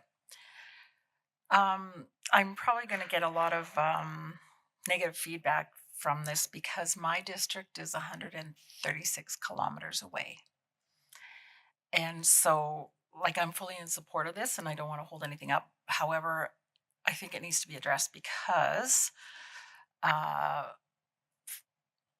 my citizens will want to go, and with the price of gas, knowing that they're not going to be reimbursed a dime, I think that it's going to be a little bit of a hindrance for many of them.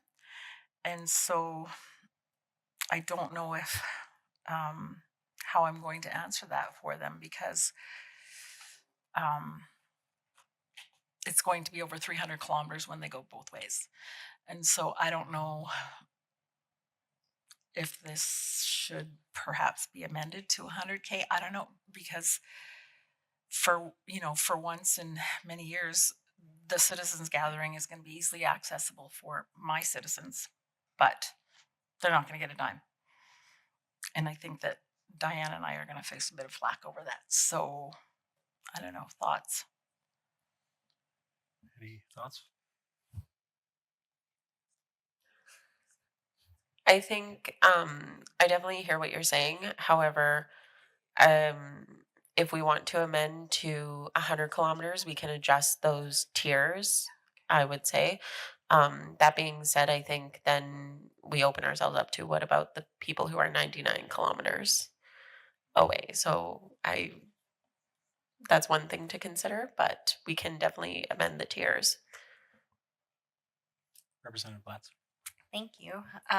Sorry, I am new here, so but I do know this was discussed at the last meeting too, but I'm still having trouble understanding because if it's one way, then yeah, if somebody's traveling 150 kilometers there and back, $50 doesn't even cover a full tank of gas, especially right now when gas is $1.65. So, like, I'm not sure. Can I make an amendment?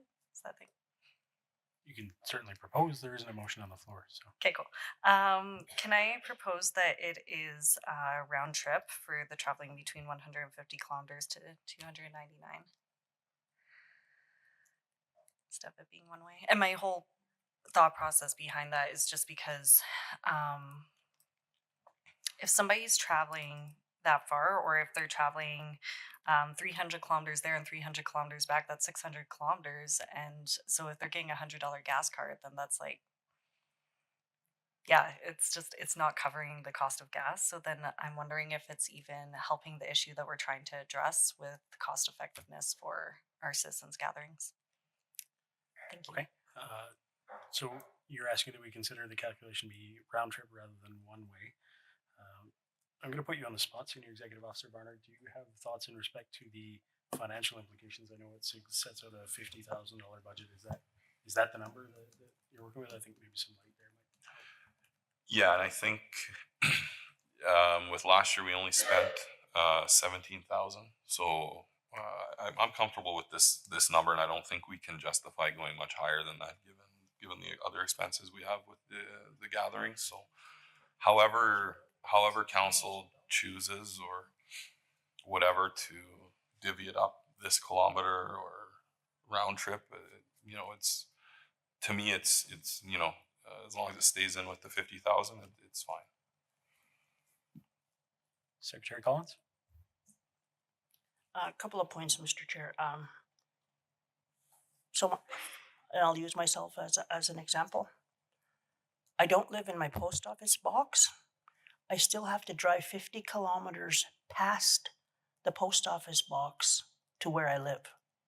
So if we're using post office box numbers as the gauge, that is not going to be fair to a number of people, as especially in rural, because not every little community, or if you don't even live in a community, you don't have a post office box. You have to drive to go to your post office box. So I think that should be considered into this. With respect to the one way or round trip, I think about our friends in Medicine Hat. Let's just use Medicine Hat. Medicine Hat to Slave Lake. I'm going to guess probably more than 450 kilometers one way. Pardon? So to say this $150 is going to get you a round trip, good luck with that. So I think those realities need to be considered, especially in the years where we move our gatherings to different parts of the province. When we go south, it's going to be the issue for the people in the north. So it's going to be an issue every second year for sure. So we should consider some of those items, especially if we're making it into policy or anything that's going to affect further down the road. So I think it's a little bit more than if I'm only going 99 kilometers and I shouldn't get $50, but we should think past year to year. Thank you. President Sandmeyer? Yeah, it's a hard one to manage, this one, but I agree on the physical address. Our registries department has the physical address. I mean, we've been working on that. I know it was a problem before using just box number, and maybe there are some citizens still that haven't updated their physical address, but we have a lot of citizens that live rurally, and to have to go by, a Cold Lake address or a Bonnyville address when you live another 50K out of town, that's not right. So we need to figure out that. The problem that we have is we have a budget of 50,000. So how are we going to try and make this fair as possible? No matter what we do, we're not going to please everybody. So we just have to put our heads together around this table and try and figure out what is the best way to do this, given the $50,000 budget. It's a good opportunity for registry to get people to update their addresses. If you show up at the registration desk and you haven't given your physical address, that's a good time to get it, I think, too. So, Representative Schnell? To Casey's point, I've already heard from several families that have said they go every year, but they can't afford to go this year. They thought they were only getting a $50. I said, I think we were going to be, looking at that amount, but I still think, like Casey said, we should probably look at the people that are traveling from the farthest north and the south ends to make it a little more equitable so more families can go. Like the 450 limit on this one, we're just about double that one way. Thanks. Secretary Ackberg. I should have shut my mic off because Secretary Collins and President Sandmeyer brought up the stuff I need, but I think we need to work off rural addresses and be able to identify that. If not, another thing that we used to do a long time ago, and it might work too, I'm not sure if it'll work, but the regions used to get X amount of dollars. And the regions used to take registration for those who showed up and divvy up that money along them. And some, if people don't want to go, they don't go. But if people do want to go, they do get something too. So that's one way, another way of looking at things too. Secretary Letty. My only concern at making it round trip is with $50,000 is we shrink the availability for those who are traveling quite a bit further. Because So with that, that's my only caution, because I feel like a part of this was to supplement to help those folks who are traveling quite a distance to show up. Um, I understand the concerns around gas prices. I'm sure we've all felt the pinch of that. Um, but it it's unfortunate that we can't just pay for everyone to show up. That would be lovely. That's in a dream world I wish I could live in.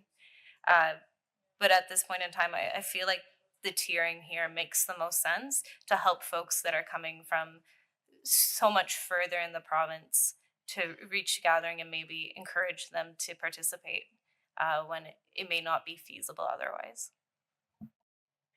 Secretary LaValle. Do we know the numbers of approximately how many people show up to the citizens gathering? Yes. So last year we had, and these numbers won't be exact because I don't have them right in front of me, but we had a little over 650 registered citizens attend the citizens gathering last year. The year before that, uh, we had quite a bit more because it was held in Edmonton. Um, those are those are the numbers that I'm aware of as of right now. Okay, and how many people actually utilize the gas cards out of those 650? Do you know? Yes, I do. I want to say we gave out around 200 during the citizens gathering, and then we mailed another 170-ish. Again, those numbers may not be 100% accurate. I don't have them right in front of me at the moment. Yeah, that's okay. I just wanted a clear estimate because I know that we have to keep it within like the $50,000 budget. And so like even looking at those prices itself and kind of like the conversation of like one way or both ways. Yeah, I don't know. Cause like I also understand the concerns over the one way versus like the round trip because yeah, there's a lot of people and like I don't know, I feel like it's a rock and a hard place for this conversation because like you can't please everybody and it's like we try our best and we're still going to get like absolute flack for it. And so I don't know cuz like yeah, cuz I know even like when we had it in Smoky Lake like there's people that live um out in well like I can my papa complained about this so I can use him as an example. He lived like just at the cusp. He was like 149 kilometers, but then when you added it up it was 3 kilometers for him to get outside of Lac La Biche and to Smoky Lake, even though like arguably that is close. So like you have a lot of people that do have that problem. um yeah, I don't know. And I also agree with the physical versus the mailing because again, my mama and papa, they live 20 minutes outside of Lac La Biche on the other side of the um, lake. And so, but they use Lac La Biche as their mailing address. So that doesn't really reflect where they're traveling from because that's about like 30 kilometers additional to the mailing address, right? Um, yeah, I don't know. Because I do remember the old system of giving of who showed up with the regions. And I know we wanted to get away from that because there was a lot of problems with that system. But now we're having problems with this system where we're trying to make it fair with 150 kilometers, but then we're getting problems with like, okay, one way versus always. So I don't know. I just wanted to kind of get that estimate because it's like, even then, if I just wanted to see how many people like actually showed up. So 650 showed up and around, I would say, let's ballpark it 400. Even if we divided that 50,000 between all of them, it would only be like each person gets $125, you know? So, and that's still not even fair as well, because then we're talking about if you're driving 1,600 kilometers from Medicine Hat to Slave Lake, you get $125. So no matter what way we do it, it's not going to be fair. I think maybe we should give ourselves grace to just try it out too. Like we did it last year this way. I mean, we can change the tiers and see if that helps. We can change it from it being one way to all around ways. I don't know. I feel like this is the time to try to meet in the middle, I guess. Thank you, Secretary LaValle. Representative Blatz. Thank you. This is just back to Representative Letty. Is that correct? How I said that? Secretary Letty. Point about the 150 kilometers, and the reason why I was bringing it up to begin with was more or less because, like, I know people in my community. So, like, I'm from Wetaskiwin, and so if we were to drive to St. Albert, let's say that's 150 kilometers from Wetaskiwin. Um, I know that especially in my community, there's a lot of people that really struggle to go to Métis events because they can't afford to go places. And so it's just that added stressor, especially with gas being as high as it is right now. So I just wanted to provide that perspective a little bit. But with the fact that there was still $33,000 left over from the last one, I'm almost wondering if it's feasible for us just to increase the over 450 kilometers from 150 to 200 and keep the others at where they are now. But that way it gives it a little bit more incentive and also starts to offset those costs for people that are driving in from a far ways. I know that there's no way that we can actually make this fair for everybody because we have a pool of money, but with the fact that there was still 33,000 left over, it does make me think that there might be a little bit of room there to start readjusting the numbers.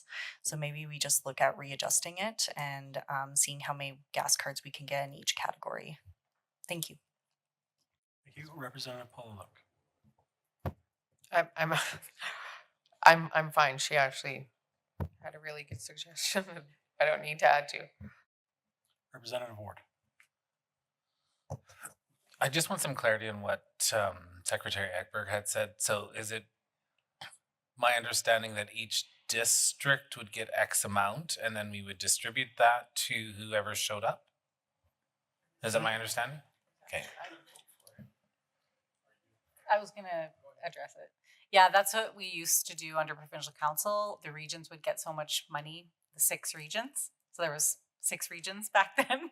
Now we're talking 22 and $50,000. So that's, 2270. Well, if you round it up, 2270. Yeah. So that's not a lot of money. And when you doing it that way, when we're in Slave Lake and we have people wanting to come from Medicine Hat, Lethbridge,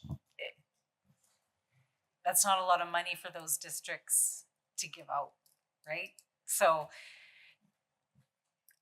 and that was part of the problem is that, and then there's some regions that have a lot of people that come, and so they would get $20. But someone else, another region, wouldn't have as many, and they'd get $100. So it caused a lot of issues when we were doing it that way. So that's why we had registry kind of take over that part of it. And then also the regions, some of the regions didn't have enough staff, or elected officials were giving out the money and missing the gathering, which happened quite often in some regions. Remember one time I went to assembly, I got $17. I thought I hit the lottery. It was great. Secretary Ekberg. So no matter how we look at it, and we all know this, we're not going to make them all happy. We're not going to make them happy. So we have to draw the line somewhere and do it. So no matter what. Going online, Representative Cherno. Thank you. Yeah, I would agree with Representative Blatt's suggestion. Price of gas has already gotten really high, and we all know that it's likely to. If you're speaking, we can't hear you. Internationally. And I think this conversation really opens up that we have to take a look at how to allow virtual.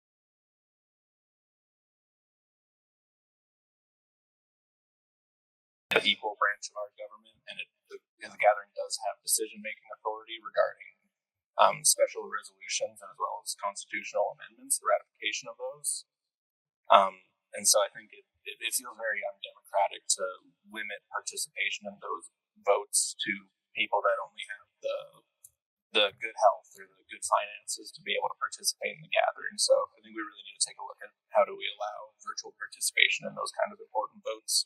Thank you. So unfortunately, we only caught the very tail end of your commentary, so I'm going to have to ask you to take it from the top. Representative Cherno, I really apologize. All right, can we hear me now? You bet. Sorry, I'm kind of losing my voice too. I was just saying that I agree with Representative Blatt's suggestion. The price of gas is already quite high, and we do expect it to probably continue to get higher just due to what's happening internationally. And I think this conversation really shows that we also need to look at how to open up participation in other ways and how to allow things like virtual participation in the voting at the gatherings.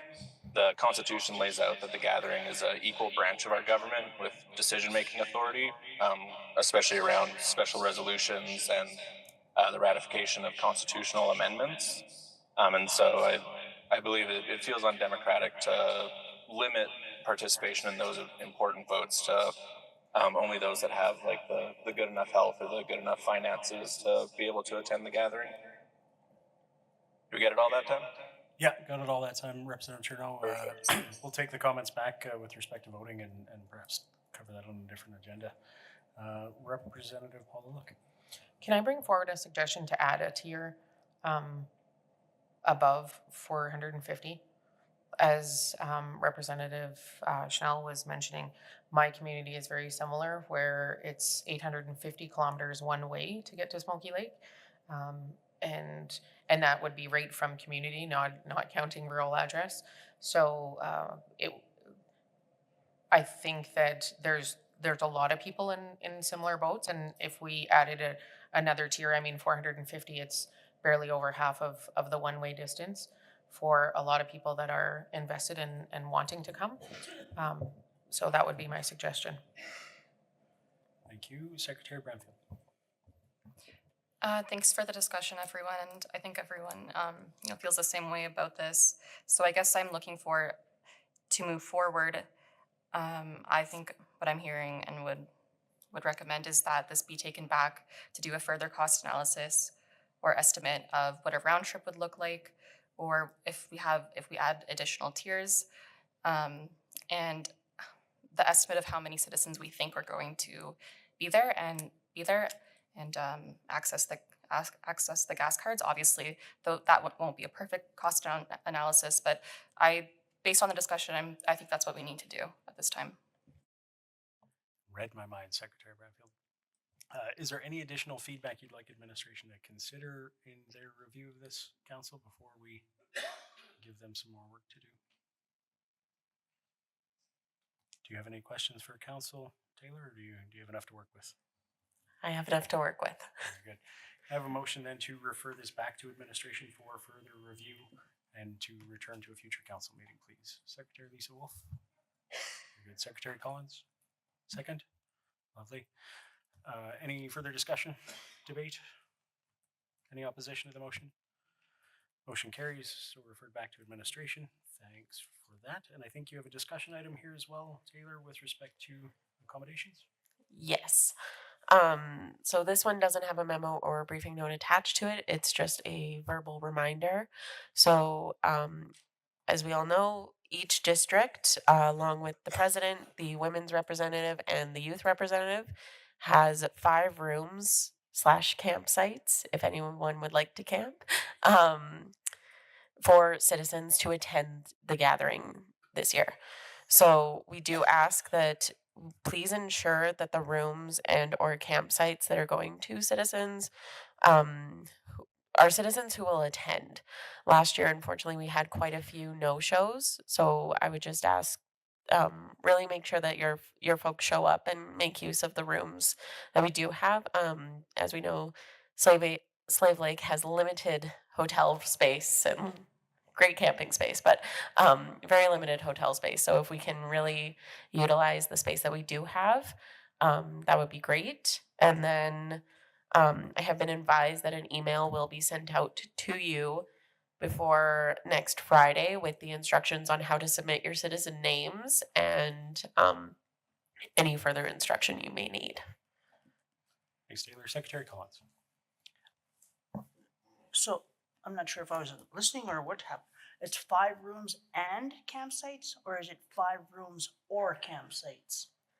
5 rooms or campsites. So if you have a citizen who would prefer to camp, by all means, we have the space and the campsites booked for them.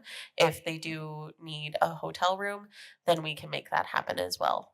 So, if I could, Mr. Chair? Please. Some more clarity.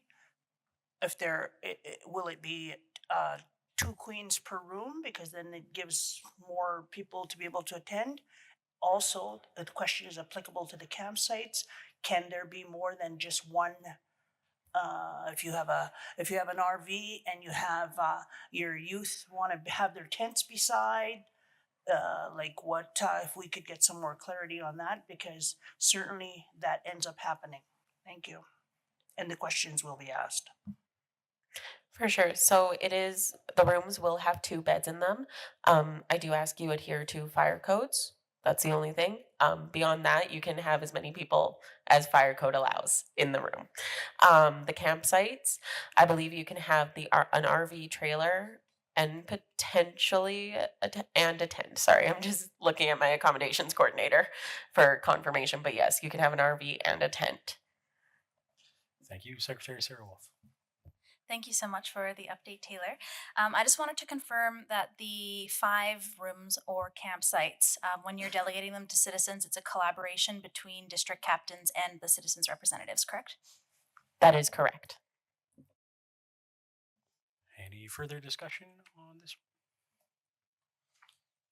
Very good. Given it's a I just have a comment. I haven't been there yet, but I've heard from the team because they went and visited, but the campsite is beautiful. So there's, I think, as Taylor has said, there's a limited amount of hotel space. So if you do camp or like to camp for your own accommodation, I encourage you to do that. Secretary Lacombe. Yeah, I just want what? That's irrelevant. Quit interrupting me. I just want everybody to know that Slave Lake has more than just Big Fish Bay for campsites, right? So they have out in Widewater, they have a campsite there. They have 2 campsites over in Canyon Creek, even into Devonshire, and then along to the golf course out in the provincial park. There's campsites over there too. So it's not just Big Fish Bay and Slave Lake. I just want you to know that. Thank you, Mr. Secretary. Secretary Collins. The information that Grant just shared is probably good information. Can that be shared along with the information that you send to ourselves and to our district captains? Because certainly other folks they're gonna want to camp, and they may not all want to be in that one place. So if that additional campsite information could be provided, that would be great. Thank you so much, Grant. That's something we can. That's something we can provide for sure. Very good. Okay. Any other discussion? If not, we will move on. Seeing no one else, we will move on to the next item on the agenda under Secretary Reports, agenda item 10A, the Economic and Rural Development Portfolio Report. Secretary Dibb, the floor is all yours. I thought you said it was after 1:30. Okay, thank you.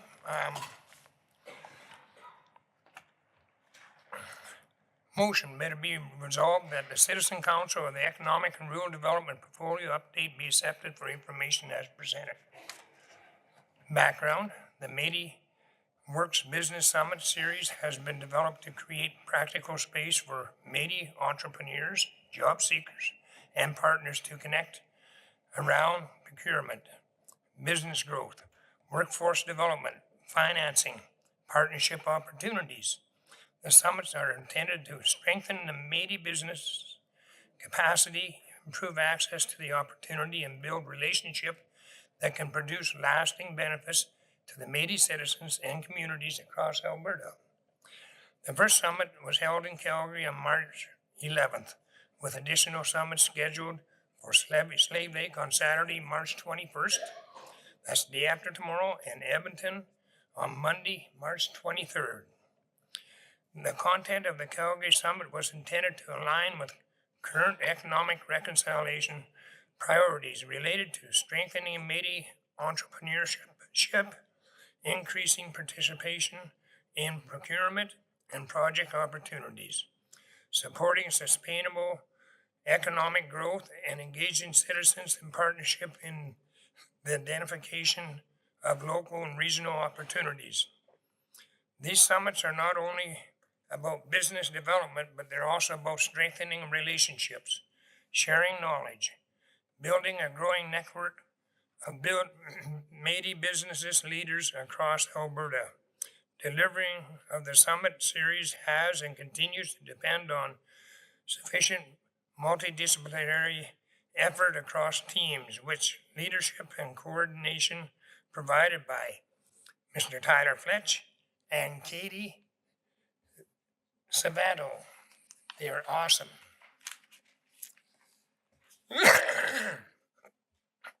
Current status. Calgary Summit was successfully delivered on March 11th and provided a strong foundation for the upcoming Slave Lake and Edmonton events.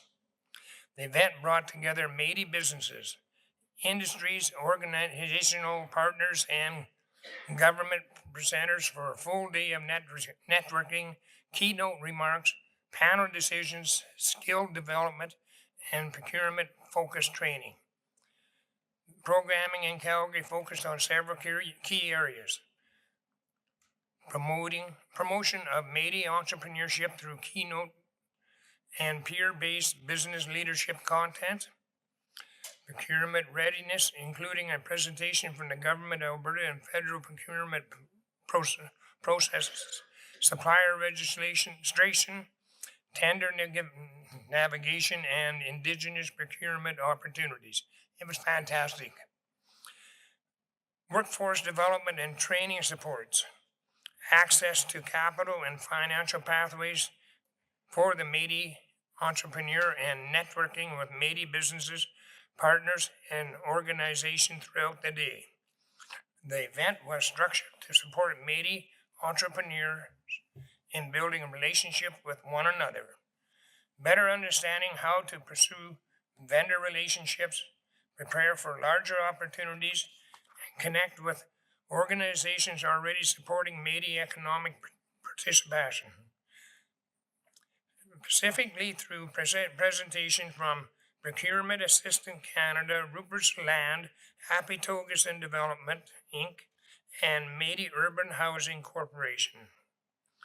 From a strategic perspective, these summits are valuable to the Otipemisiwak Métis government and its citizens as they strengthen our relationship with Métis-owned businesses and external partners and create clear pathways into procurement, project participation, and future partnership. Attention's now turning to the upcoming summits in Slave Lake and Edmonton. Slave Lake, Saturday, March 21st, 8:30 to 4:30. At the Legacy Center, Edmonton, Monday, March 23rd, 8:30 to 4:30. Doubletree by Hilton Hotel, West Edmonton. These events will build on the Calgary Foundation and will continue to expand outreach to Métis businesses and citizens in different parts of the province. They also provide an opportunity to deepen regional engagement, identify district-specific priorities with respect to Métis-owned businesses operating in their geographic areas, and further strengthen the network of Métis entrepreneurs, partners, and institutions working toward shared economic objectives. Overall, initial feedback from the first event has been positive, and the Métis Works Business Summit series is emerging as a strong platform for conveying Métis entrepreneurs and partners around tangible economic opportunities, practical businesses supports, and relationship building. I'd like to add a little bit. I'm very happy to hear in my area that the Northern Lights College is supporting the Fairview College, which was going to be shut down by fall, and it's going to be opened by fall now. And that is great. And it's definitely going to help with all the trades. And I thank everybody that tried to help them up until then, even if they weren't successful. It's a big thing from them people that helped. I think it's so great for our area. And I would really like to thank Tyler and Katie and their group for putting this on. And the Métis Works Business Summit I think is great.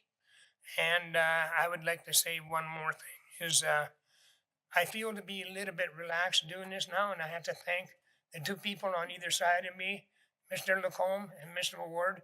They're making me better, so you can't get rid of me that easy yet. Thank you. And I will add one thing, 8:30 to 4:30 and supper, and there's a dinner.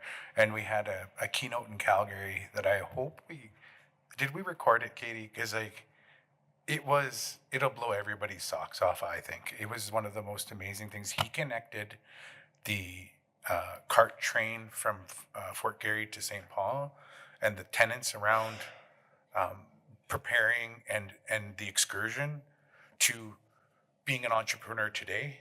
And then he took it and made an AI video of what he thinks it might have been like. So there's these carts going across the prairie, people talking with chiffon dress. Like it blew me away. And it's the second time we've had him talk. And both times I was absolutely floored with just his thought process and being able to make those connections. And that's what we've done in the past, and we're going to keep doing, is relying on our entrepreneurs to share with our entrepreneurs the stuff, that will help each other and grow each other and make us proud and make sure that we maintain that pride to be Métis entrepreneurs. So it was amazing. So yes, we've recorded all of our speakers, and we've identified over 15 companies that are multi-million-dollar companies within Alberta Métis Works. And we continue to have that support through them and growing. And now we're probably 10 years ago, we had a smaller group, but now we've exploded again, and hope that it's slower in different areas, but Slave Lake, we're hoping it grows a little bit bigger next year. Thank you both for that, Secretary Collins. Awesome. That's wonderful, and it's really good to hear that the Métis Work Summits are successful and are bringing out entrepreneurs so they can collaborate, cooperate, and work together to move the Métis economic world forward. I have a question, or two questions actually. One is, will there be more of these, and how do you pick and choose where you hold a summit? And I say that because Cold Lake is booming. There are many non-Métis businesses that are saying, where are your Métis businesses? And if we have multi-million-dollar Métis businesses, we need to go and showcase that, because there is a big chunk of federal monies there with the jets. You guys are probably tired of hearing me talk about these jets, but we still don't have a Métis flag waving there among this billions of dollar initiative. So if it sounds like I'm trying to ask, can we have one in Cold Lake? That's truly what I'm asking. And so I put that on the table, but on a go forward basis and on a bigger picture for the Otipemisiwak Métis Government, I'm really curious as to how are we preparing our entrepreneurs and our communities for economic impacts with respect to any major projects that may be happening within our province. Specifically, we know that there's all of the conversations that are going on between Alberta and the federal government, and these various agreements that are being signed. At the end of the day, it's going to result in some work and some projects. Are we ready? Are we preparing? Are we getting ready for that? And that is my thoughts about going forward so that our government is prepared to take this next economic step as we build Canada through the Build Canada Act. Thank you. Go ahead, Katie. Well, that was loaded. So, what we did with the Alberta Métis Works list was divided by territories, and the areas where it had the highest rating of Alberta Métis Works members are the areas that we chose that were the closest. And then what we did for the citizens reps and other officials was say, okay, you have the majority of people around Slave Lake, were Alberta Métis Works members, so we're going to have it there because it's the closest for others. It's hard for them to get away to areas that are they're more north or whichever, but you have 17 in Slave Lake and surrounding area, and you have 4 in Fort McMurray and Cold Lake. So it didn't make economic sense for us to send everybody up to those locations. So that's why we chose that this year. And it'll be something that we change looking at next year. In addition to the procurement aspects or what might be happening, we actually have companies coming to us now. So right after our Calgary meeting, we went with NMAX and we're looking at putting a relationship agreement together with them. We're taking all of our Métis businesses and we're looking at what everybody's looking for with respect to machinery, what they have, what they can access, what capital that they have, or whatever they can rent out. And it's from everybody from like a baking company to an infrastructure company. So those lists have been provided to us, and that's why we're pushing everybody. If you're a Métis company, you should really be signing up for Alberta Métis Works because that's how we're going to be sending out those lists. TC Energy's asked us for the same thing, and we're going to be doing it with more of our other partners. So that's how we're growing that, and that's an exciting next venture. And I would add, we have done in the past where one of our industry partners reaches out and says, "Hey, I need a list of companies that are doing this in this area," and then we can share through Alberta Métis Works that list of companies, and we've shared them out further because we don't know everybody, right? So we're trying to build that list so it's really quick and easy because you know how business works, right? They work at the speed of business. And so we need to be able to react quickly to be able to get them the information. But it's how do we identify that they're Métis owned businesses? That's Métis Works. And then being on that list is a way to be able to connect to those opportunities. And that's how we're trying to promote and build it because it's more than just a list of businesses. It's also a list of businesses to be able to provide opportunities, bring to these events, and they talk to each other. They grow together. Like this is the one thing that came out of everything. Every one of these events is that they really benefit from being able to talk with each other and grow. And people have made partnerships. We've been able to connect our businesses to opportunities. Like TransCanada reached out one day and said, "Hey, what's the name of that company that I was talking to?" And so we reconnected them, and now they're a supplier for them. Like that's what these are for, right? They're really to get businesses opportunities, and you can learn from each other because you don't have to make the same mistakes as somebody else. They'll tell you what they did, right? And so that's how we see the benefit. But we're growing Métis Works to be able to be that mechanism. Thank you. Oh, and I was going to say also procurement. With the Procurement Assistance Canada, they help what their job is. They're paid to help businesses access procurement. And D&D, Department of National Defense, is they have their own body, but they also assist people in accessing those opportunities. So it's really by connecting with the people who can help you and navigate that system, because it isn't an easy system. That's one of the ways that we've been able to do that. But I know that you're talking about a much bigger picture, and we're trying to build out the ability to support people just to because I can't get them the job, right? But I can open the door and try to provide you supports so that you can be better positioned to get that job and build your business that way. Representative Ward. Can you hear me? There. I'm going to highly recommend that any business that wants to be a part of these economic forums should go. Because when you have Procurement Canada there, they're actually helping that business how to apply, right? They walked you through that process, right? If you want to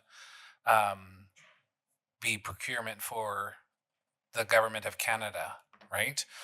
They also showed you how to set up um, a system in which if something isn't in your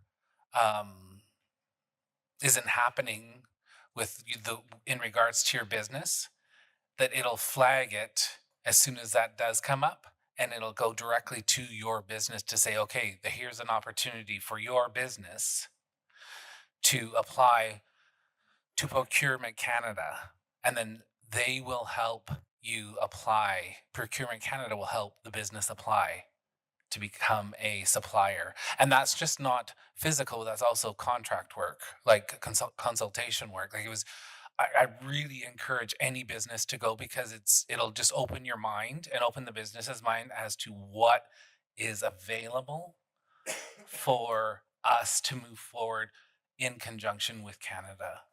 Like I can't recommend it enough if you're a business owner. Madam President? I asked the chair if I could just say something funny. It's not funny. Well, it kind of is. I was teasing Representative Ward and Representative Schnell in Calgary because they were keeners sitting in the front row and taking lots of notes. So if you want to know anything about Procurement Canada and National Defence Procurement, they have all the answers. New resident experts. Secretary Ekberg. So I got a question for you, Secretary Dibb. So we have quite a few people that comes to this Métis Works Summit and all that. How can we, as a government, or not necessarily government, but you as economic development, or Katie or Tyler or whatever, but how can we attract more industry to the table? How can we bring more people to the table? That was going to be my question, so thank you. I'll see if I can answer it. I'm getting elbowed on both sides of me here now, so I may as well ask it. Are we restricted to only these 3 summits, or is there enough budget to do one a week? That's not much of an ask. There's a second part to that question. Is there enough sanity? So we do invite our businesses, right? Like we invite businesses, partners, relationship agreement holders, but other businesses as well. We have people reaching out constantly as a point of contact, right? And we're trying to feed opportunities out to businesses. So we invite as many, and we spread it out. Like when we did last year, we sent little postcards, we had letters, we sent out to people in the area, right? And so we invited as many people as you can, because the whole point isn't just our businesses getting together as well, but it's opportunities for them. And sometimes there's opportunities from business to business, Métis business to Métis business, but we also know there's a lot of people out there who have big companies that are doing a lot of work and looking to hire people. And there's a big push right now in economic reconciliation, like companies building out economic reconciliation plans, strategies. And so they are creating space within their operations for Indigenous businesses to participate. One example was TransCanada. They switched their coffee supplier to an Indigenous coffee roaster, which is a massive contract for all of TransCanada. I mean, if I was in that business, I would be drinking more coffee than I drink now, right? So it was a huge opportunity for one small coffee roaster. So it's a wide range of opportunities, and we need to connect our businesses to them to be able to find out, because they know their business. I don't. I just know, I have an idea of what they do. But when they start talking, they find opportunities. So we do invite other businesses, non-Métis businesses, to come and interact with our businesses so that they can find those opportunities with the broader industry. Yeah. Katie? Another thing we've done, Secretary Ekberg, is we created the Business Networking Circle. It's based on the BNI, so Business Networking International, and we invite all of our Alberta Métis Works companies to meet once a month. We provide them with an opportunity with respect to procurement or growing your business. In addition to that, once a month meeting that we have online during lunchtime, some people show up, some don't, some show up more in different months. But we also work with RLI and Pinnacle and API, and we bring everybody together that will work in helping build, identify, and grow their businesses. Secretary Collins.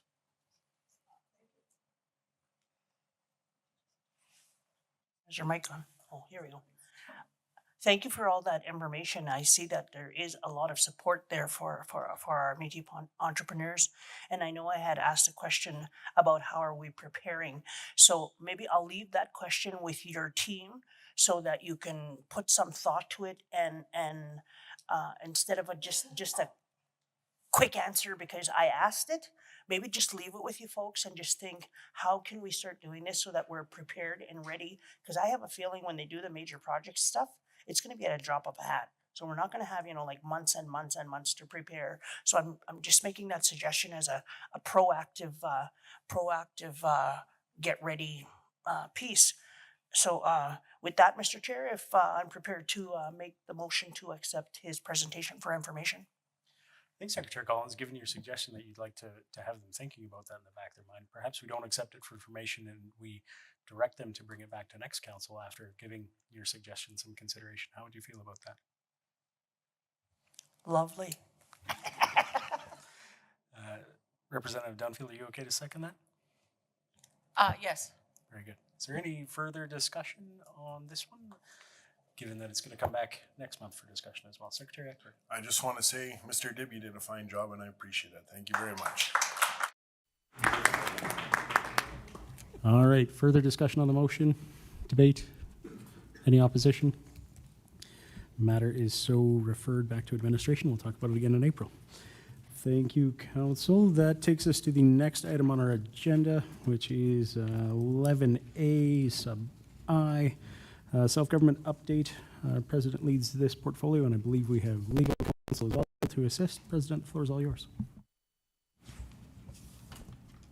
All right, so you have a briefing note in front of you, and I just want to, I have Jason Madden on to assist me with this information, as it is very fluid and happening very quickly, and Jason also has a hard stop at 3 our time, I believe. So the motion is, be it resolved by the Citizens Council that the self-government update on the Canada-Alberta Memorandum of Understanding and Draft Cooperation Agreement on Environmental and as presented. I don't know if you guys want me to go through the whole thing because we don't have a whole bunch of time, but we did send out the letter that I sent to IAC on Friday evening was sent again to you guys it should have been in your inbox yesterday, along with the cooperation agreement that IAC has signed with the draft cooperation agreement that IAC has signed with Alberta.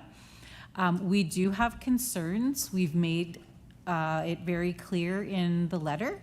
And I've made it very clear with Alberta, with Minister Sani, that we also have some concerns with this draft cooperation agreement.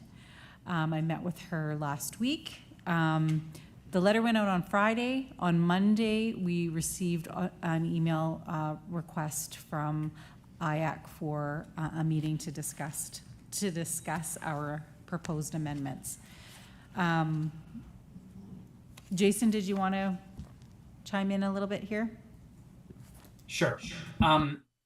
So I think everyone, who participated in the joint district council, citizens council, meeting that we had, and everyone has that memo that shows the long history of how for, going on 20 plus years, We've been fighting battles on a whole bunch of things, and we've got a bunch of green check marks on some of these things, whether it's, harvesting agreement, but that harvesting agreement isn't perfect in any means because it excludes the South, but it at least replaces the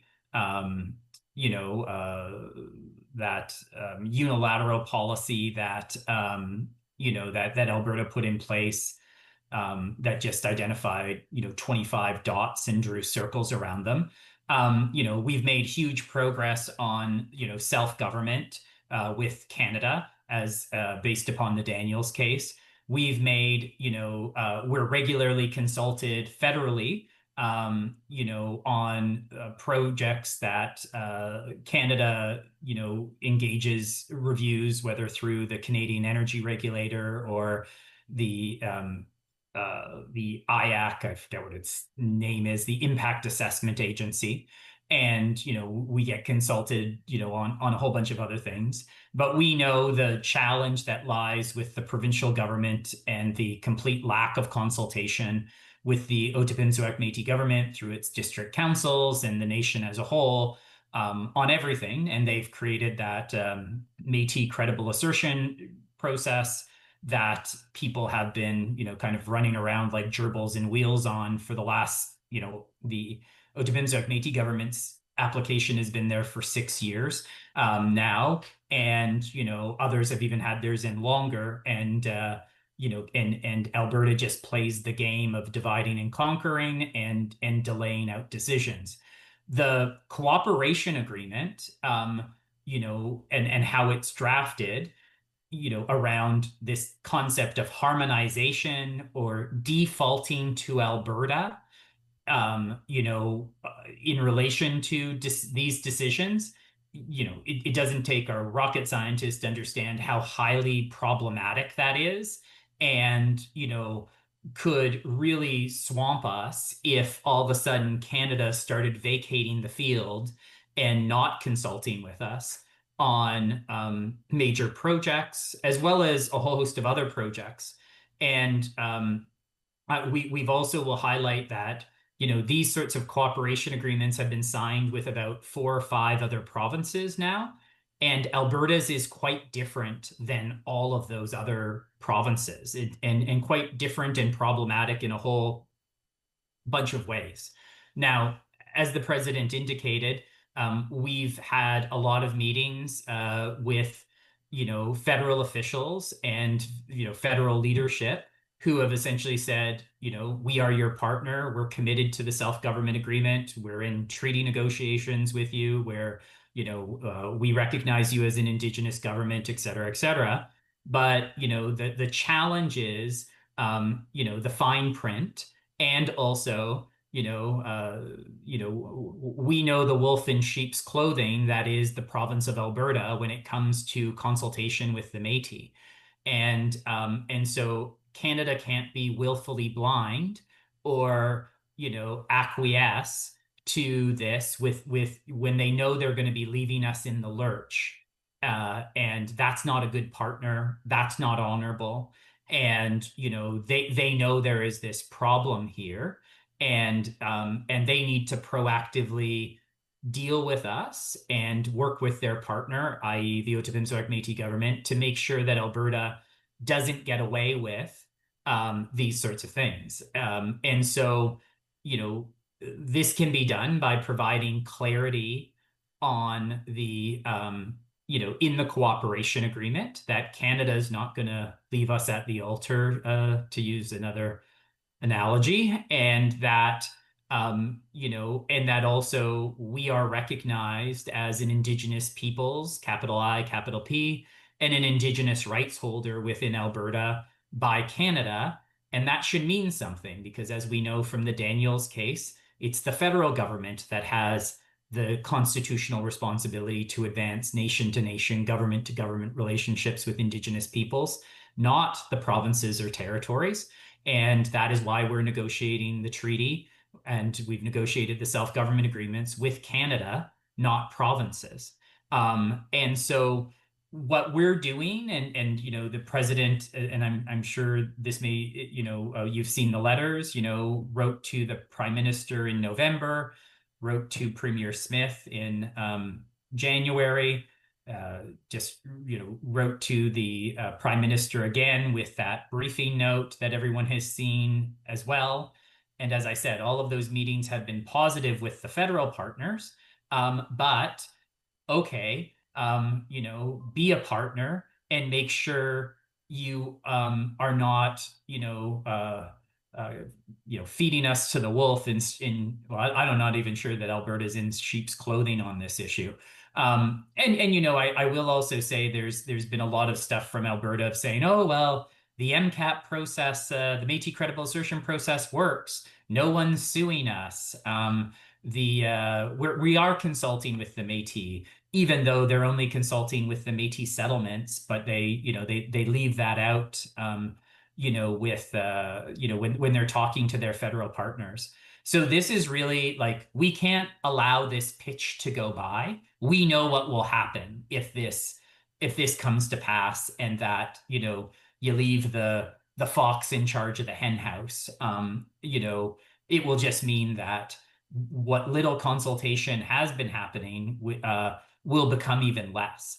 And so we are, as the president said, that memo or the cooperation agreement came out March the 6th. Our response came out like less than a week after. We are locked and loaded on this and need to be aggressive on this, and hopefully hopefully Canada will make amendments to this cooperation agreement to, address this issue, which would be great and which would demonstrate it.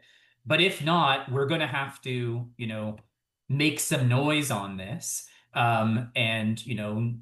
Because this could, really, undermine,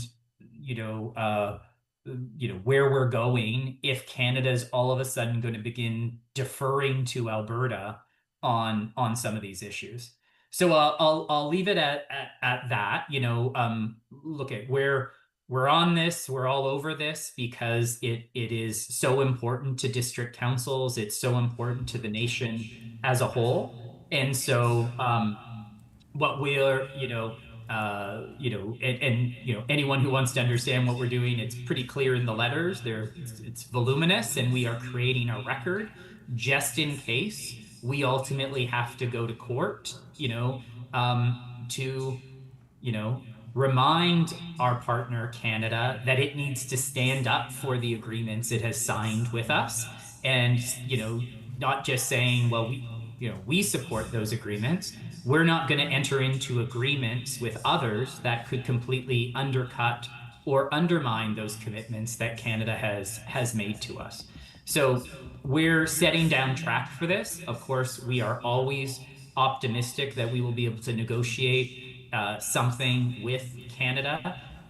Put your money where your mouth is. If you're, committed to working with us, then the agreements that you're signing with Alberta should acknowledge that in the same way that they're following through on updating our 2023 agreement, or engaging in treaty negotiations. So that's really where we're at on this. And we have that upcoming meeting with IAC to really impress upon them how they need to make these amendments, or we may have to consider your legal options on it, because you can't really read the MOU that was signed with Alberta and then this agreement, and they know how Alberta treats treats us. Like these agreements are setting out a process that will get to a certain result, and if you don't kind of get changes to it based upon ensuring Canada, acts honorably, you may need to, punch on these things to get people's attention. And I will say, sometimes punching on these things is very helpful. We will remember after the 2021, agreement was signed with the Manitoba Métis Federation, the Métis Nation of Alberta at the time, as it was called at that time, went to court to, sue Canada on that agreement. And what came out of that was getting the updated 2023 agreement, which recognized you in the same way. We ultimately didn't have to go to the full litigation on it, but you've got to be prepared to not let these pitches go by. And I think that, we just want to make everyone aware that, one, we're absolutely not going to let this pitch go by, but two, we may have to crack the bat on the ball at some point in time if Canada doesn't make the amendments that are necessary or provide us the written assurances we need, and also nudge Alberta in the way they need to say it's not good enough to just say you've got, pardon my language, the MCRAP policy out there. You've got to make sure that you're consulting with the Métis communities that the Otipemisiwak Métis Government represents. President Sandmeyer, now that we have that on the public record. Yep. Thank you, Jason. I did send you a text. But thank you for that. So we do have a meeting next week with IAC. And so we are very hopeful that, they responded very quickly to our submission, and we're hoping that we'll have a positive meeting with them, and we will keep you all posted on that. I think that's all we have on that. So thank you, Jason, for coming on and assisting me with the explanation on the briefing note and where we're going. Good. Council, questions? Secretary Collins. Thank you, Madam Chair, for the information that's provided to us, including the agreement, so we can have a good read of it. My suggestion is going to be that, and I will make a motion if we have to accept it. My suggestion is going to be, because these, particularly the steps and the processes that are happening under the Building Canada Act are happening rather quickly. And I'm going to make a suggestion that as the steps need to be taken, and as we as a government require conversations and discussion and strategic thinking around what is our next steps, that those be taken quickly as opposed to waiting until we have a next meeting date. And further, that if we are going to be talking strategies with how we as a government intend to address some of these pieces, that for myself anyway, I like to talk strategy and those kinds of pieces in a rather confidential environment. And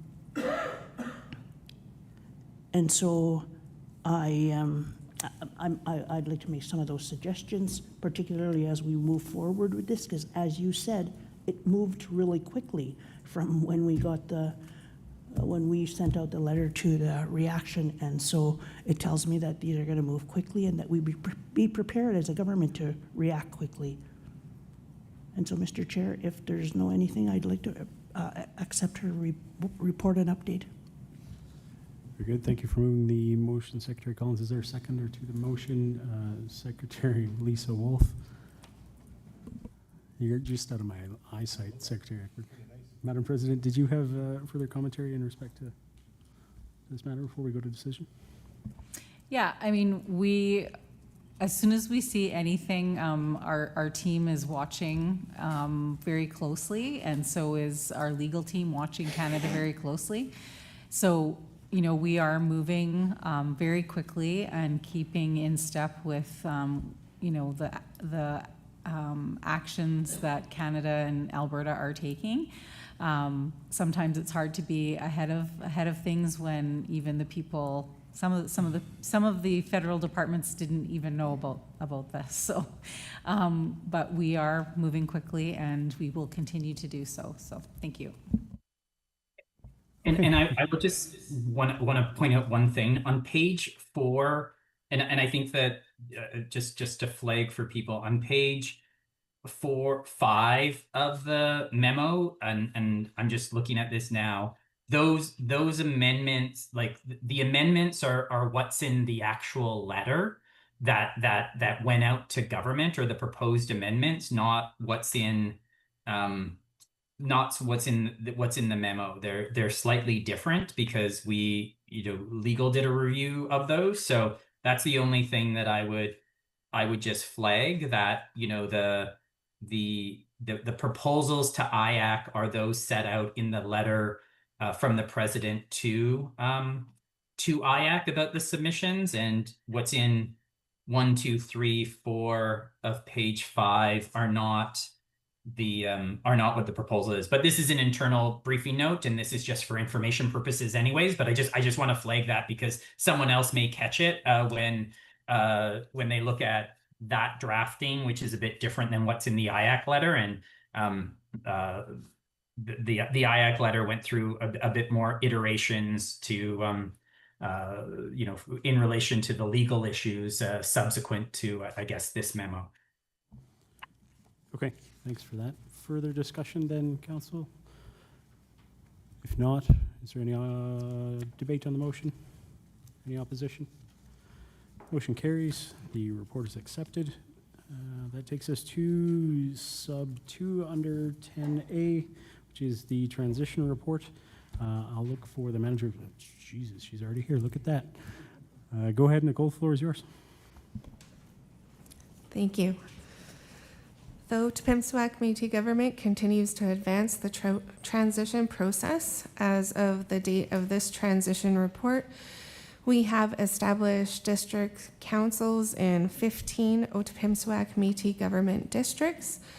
The transition team continues to work hard to support the transition from the old governance structure, meeting with local councils and newly established district councils to guide them through the transition process.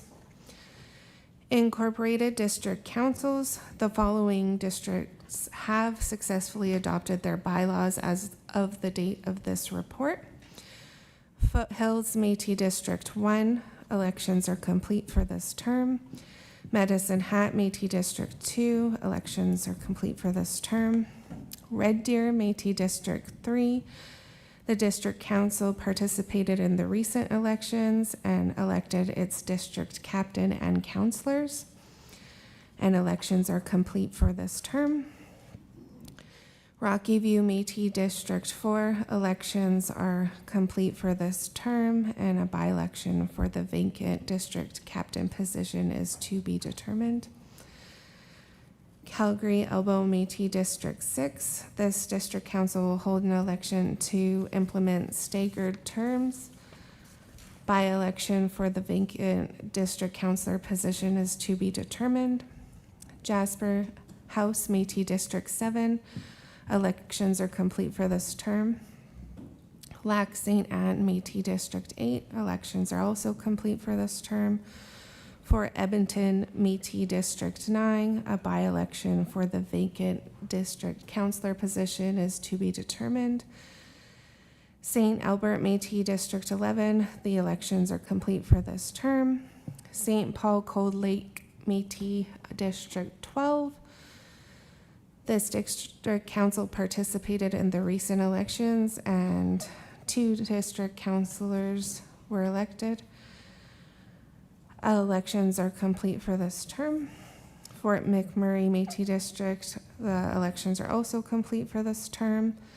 Lac La Biche Métis District 19, the elections are complete for this term, and they will be determining a by-election for the vacant district councillor position. Athabasca Landing Métis District 20, there will be a by-election for the vacant district councillor position, and that will be determined. To be determined. Yep. Lesser Slave Lake Métis District 21, elections are complete for this term, and Wabasca Desmarais Métis District 22, the district council participated in the recent elections and elected a district councillor, and the elections are now complete for this term. Districts with fully approved bylaws. The following districts have fully approved district council bylaws and are ready to call or have already called a special meeting to adopt their bylaws.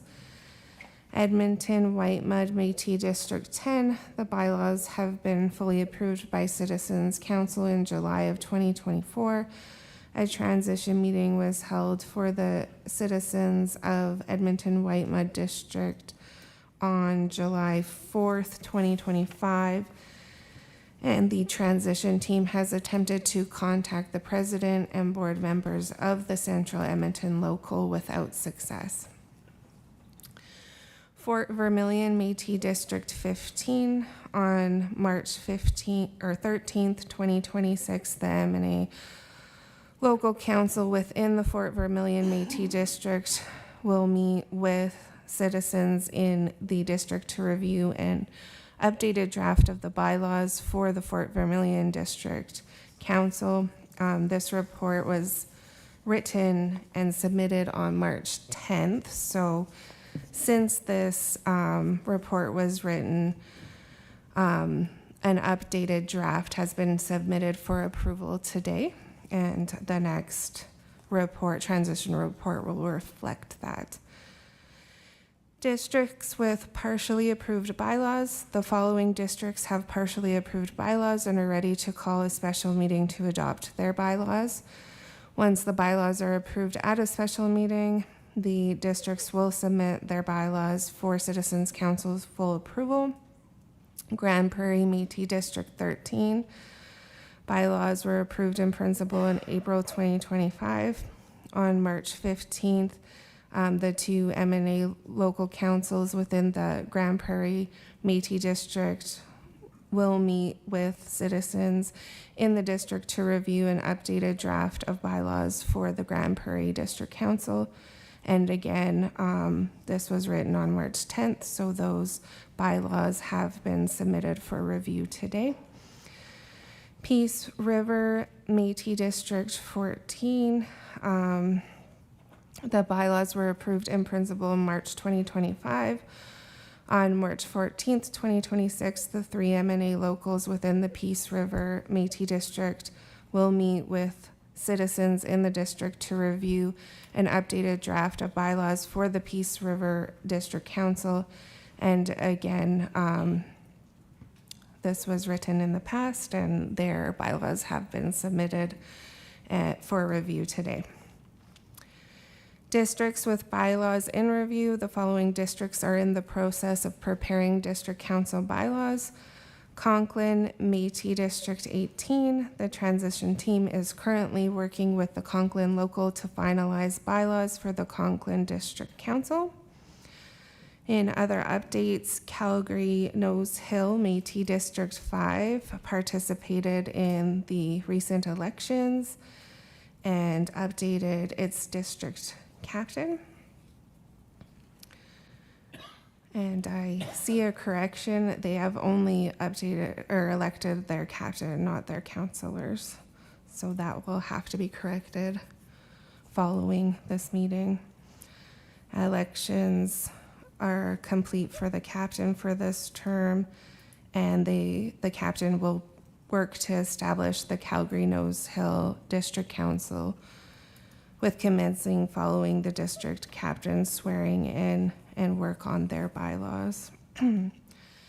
The Fort Chipewyan Métis District 16, a transition information session for the citizens in the Fort Chipewyan Métis District, was held in September of 2025. Fort Chipewyan Local 125 held an election on November 25th, 2025, and elected a new president. The transition team is currently in the process of arranging an initial meeting with President Ruby Ladisler with the intention of beginning the Fort Chipewyan locals transition to the Fort Chipewyan Métis District. Again, this report was written on March 10th, and we have had that initial meeting on March 17th, and that will be reflected in the transition report in the upcoming Citizens Council meeting.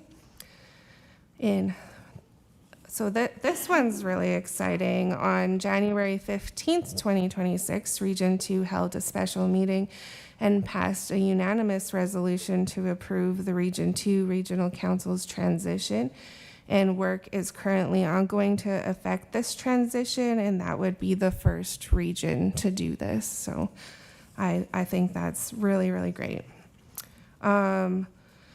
Another correction for Region 6 on March 28th, not the 14th, 2026, representatives from Region 6 will hold a special meeting to discuss the Region 6 Regional Council transition and proposed territorial entity bylaws. And last but not least, the Otipemisiwak Elected Official Orientation Program, OEOP for short. Our newly elected officials are invited to attend the next OEOP session, which is held tomorrow, March 20th. And that concludes my report. Thank you, Nicole. Appreciate that. Council, questions to the transition report? Secretary Shidziki. Thank you for that, Nicole. I'm just, as you were aware, we just had our election in District 3 for the captain. But unfortunately, we only have 4 councillors, where our bylaws state the minimum is 5 with a maximum of 7. I guess the question is, how soon can we have an election to bring those numbers up? I'll take that one. So the process for the districts to call elections when they have vacancies is they make their request to the Chief Electoral Officer.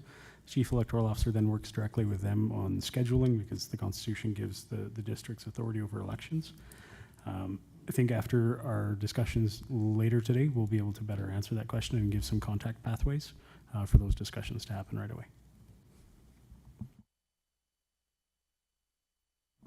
Any other questions to the report?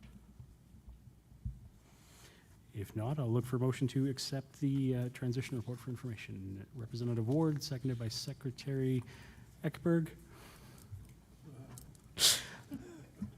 Any further discussion, debate? Any opposition to the motion? Motion is carried. The report is accepted. Council, the remainder of our business on the agenda today, with the exception of key messages and the President's closing remarks, will be in-camera items. So the majority of the rest of our afternoon should see us in camera. I think we will recess council for 15 minutes, come back at 20 after 3, and I will look for a motion then to go in camera and start working through these items. Council stands in recess for 15 minutes.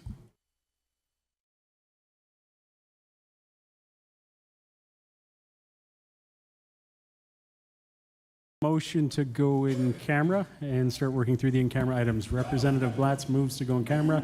Secretary Shidziki seconds. Is Secretary? I want to be third, okay? Secretary Lisa Wolf thirds that motion. Is there any opposition to the motion? Seeing none, we... Okay, Council. Some of us want to go, not all of us. We'll call the meeting back to order. Reminder, we're in public session. People can see you and hear you. We have some motions coming out of the closed session. First on agenda item 12A, the personnel matter. Looking to Secretary Lisa Wolf for a motion to accept the resignation of the Chief Electoral Officer effective April 1st, 2026. That is correct, sir. Thank you kindly. Is there a seconder to that motion? Representative Schnell, any discussion? Debate? Any opposition to the motion? Motion carries. Resignation so accepted. The next motion is a motion to direct Human Resources to undertake the recruitment process for a new Chief Electoral Officer as discussed. Representative Dunfield, I think this is your motion. Yes, it is. Very good. Seconder on that motion. Representative Ward seconds. Discussion? Debate? Any opposition to the motion? Motion is carried. Administration so directed. The next motion is Secretary Collins moves approval of the District Council bylaws using the motion wording as reflected in the briefing note. Trust you still making that motion. So moved, Mr. Chair. Very good. It's a long motion, which is why we're not reading it into the record. People will be able to find it in the minutes. Secretary Lisa Wolf seconding. That is correct. Very good. Debate? Discussion? Any opposition? Motion carries. Bylaws are so approved. The Judicial Tribunal Remuneration Review.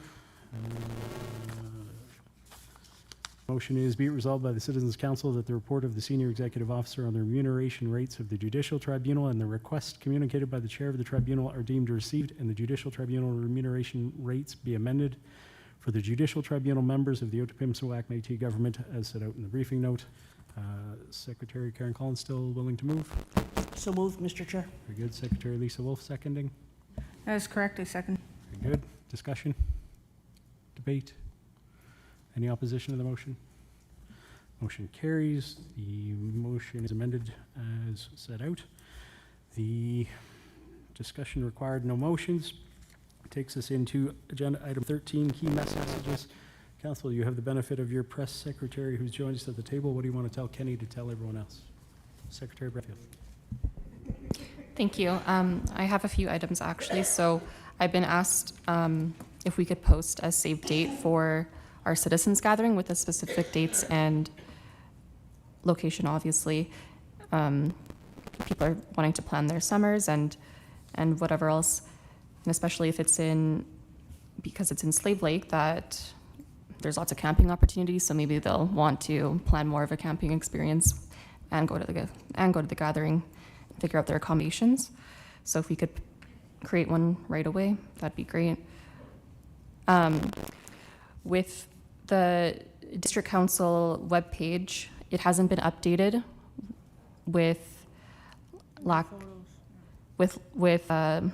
from October or September with Lac St. Anne, Fort McMurray, and Slave Lake District captains. And of course, we just swore in 2 more. So that will need to be updated. And then also the last thing is the live streaming. Obviously, we did live stream today, but it wasn't posted or shared that we are live streaming our meetings. Like there wasn't a post on Facebook or anything that our meeting was underway with a link. So we just need to make sure we're being accessible and the people know that the meeting's actually happening and have a link to access to watch. If that could be posted, I don't know, the day before or a couple days before with the link that they can tune in. Those are my 3 items. I'm just going to ask you, just a follow-up question on the second one about the district. When you said District Council webpage, are you just referring to where the captains are, or District Council website specifically? Okay, noted. Okay, yeah, no, that's what I wrote down. I just wanted to be 100% sure on that. And live stream posts, I was like, would you like one, like say maybe a week before and then maybe the day before kind of thing? Would that be satisfactory? Okay, yeah, well, sounds good. Very good. Representative Dunfield. Thank you, Mr. Chair. Just a couple of highlights for our youth. Just wanting to mention one of our youth from Grand Prairie Métis District, Jordan Bumstead, 13 years old, played for Team Maximates. They won silver at Alberta Winter Games, U15 provincials, and they just won silver at Arctic Winter Games. So I can share that information and send it out to you. The other one I wanted to highlight for you was, and this is with permission from Secretary Ekberg, is a youth from Lac La Biche, Katie Nasham. Katie plays for Nate Ooks women's team, and they won provincials, and she was named to provincial all-stars. So I'll get that information to you and share it as well. Fantastic. What sport is that? Did you say basketball? No, sorry, volleyball. Okay, volleyball.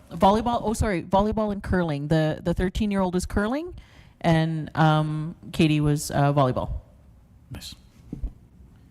Secretary Lisa Wolf. Thank you, Mr. Chair. Just want to give some highlights. This past week, well, I guess it'd be last week, we had our Veterans Gathering, National Veterans Gathering in Vancouver, and we had all of our veterans from across the homeland that got to speak on wellness and take some training on the MyVac account. I have photos on that event, and I'll send that over to you, Mr. Secretary. And also that Secretary Grant Lacombe and myself attended in the Devon Fish and Game fundraising show again, got to network and work with other ministers that came to the event, so we took some fun photos, so we'll send that out to you too. Secretary. Representative Ward. This is going to be more of a personal note, but I want to really thank everyone who reached out when we lost our district captain, and the support that our nation and the people from our nation gave us was absolutely phenomenal. I want to thank President Sandmeyer because we had a few late night conversations when all this was going through. And it definitely helped me, but it also helped me to communicate to our people that we are being thought of. And one of the things that Andrea had pointed out in one of our conversations was that if we all lived closer, we would all be making food so that the family could just help them with their grieving. So we did, as a nation, get together, and we did send them a gift card so that they could use when they were going through all of this. I really want to thank our self-government, Nicole Sparrow, with so much help that she gave us when we were trying to figure out a succession and what that looked like at a district level. Also, the consultation department, when we were going through what we were going through, they stepped up and said, can we help with some of these deadlines? And I really appreciate that. So that was Richard Bruno that reached out to us. I really want to thank Brianna Donald as well for all the support that she gave us at our district going through all of this.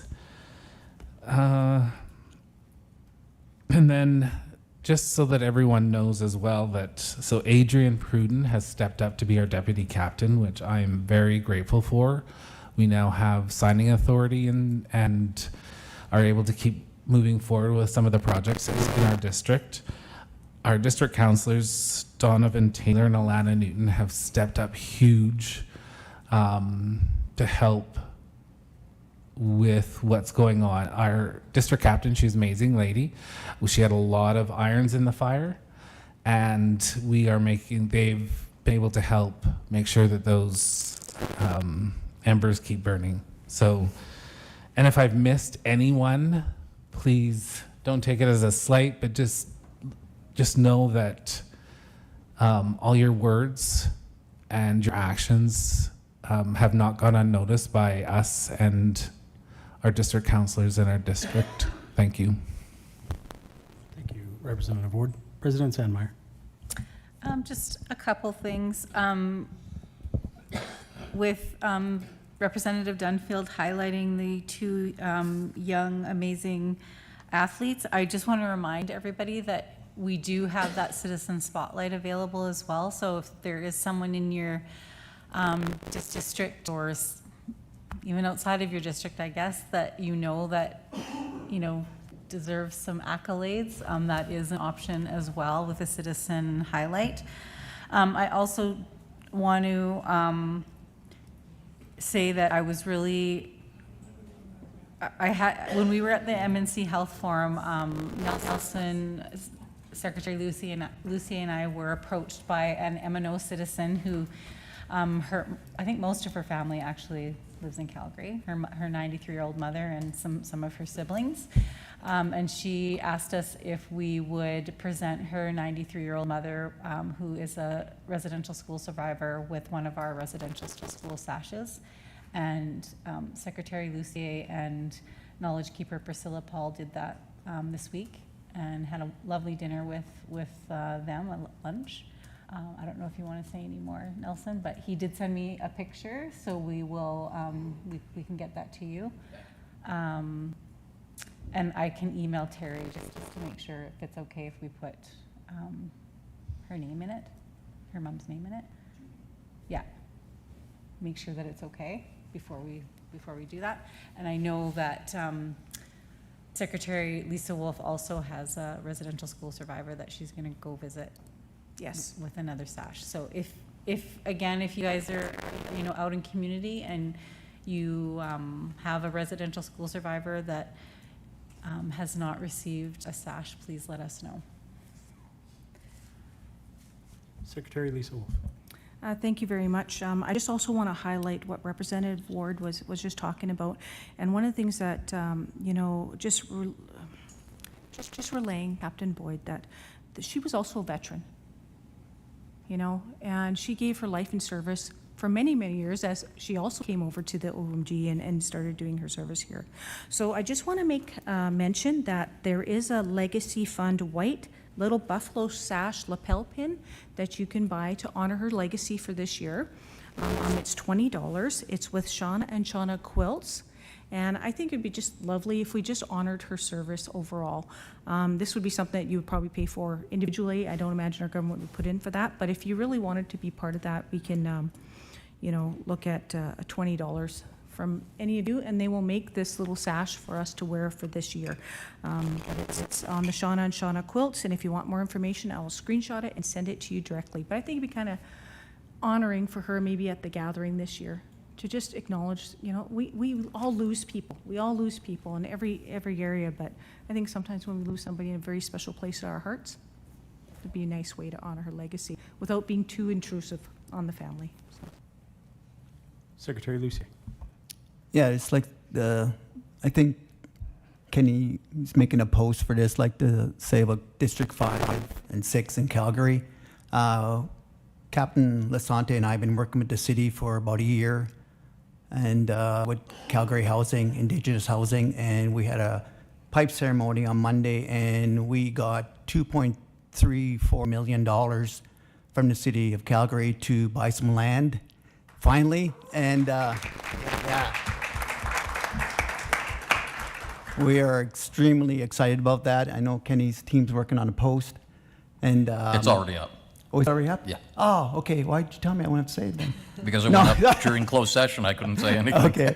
Yeah, it's, No. we're really excited about that. So we've been working with them for about a year. We had a teams meeting with Aaron and Bindu.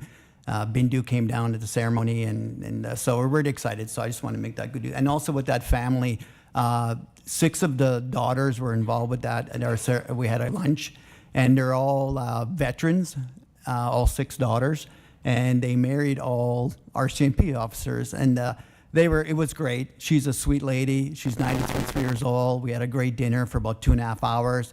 Priscilla Paul presented the sash and said a few words and stuff. So it was really a nice morning. So yes, thank you.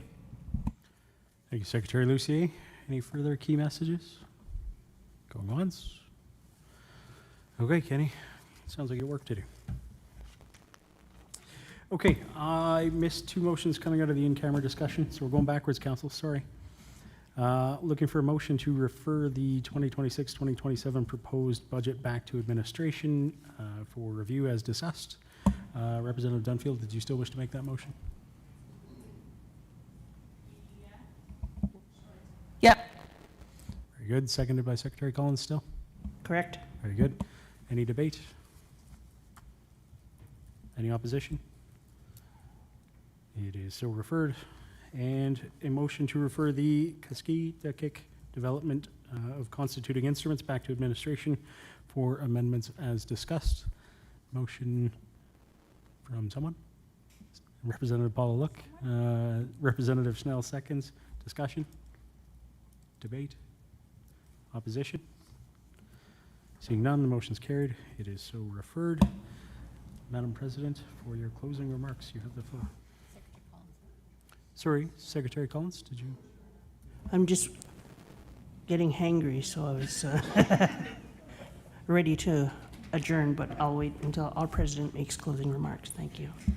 Very good. Madam President. I'm not going to keep it long because I too have to get going to watch my son play volleyball. So I just want to thank everybody today for the conversations around the room. We had some great conversations, and I appreciate all of you. And I know it was a tough first meeting, Representative Blatz. But again, welcome to our table.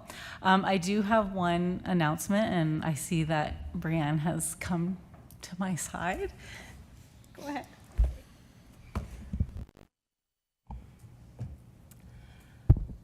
Okay, I'll get to the point.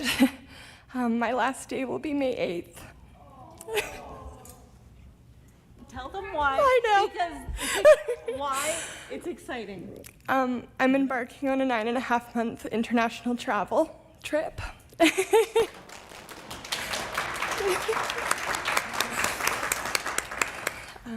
I just wanted to say thank you to you all for your kindness and all of the laughs. This role has truly handed me opportunities beyond my wildest dreams and gifted me memories and cultural experiences that I will never forget and that will continue to lead me forward in life. It's been a true honor to serve the nation in this capacity and become a member of this amazing community. I will return again, and I hope to serve the nation in some capacity in the future again. But until then, I wish you all nothing but success in your roles, and I don't like to say goodbye, so see you soon.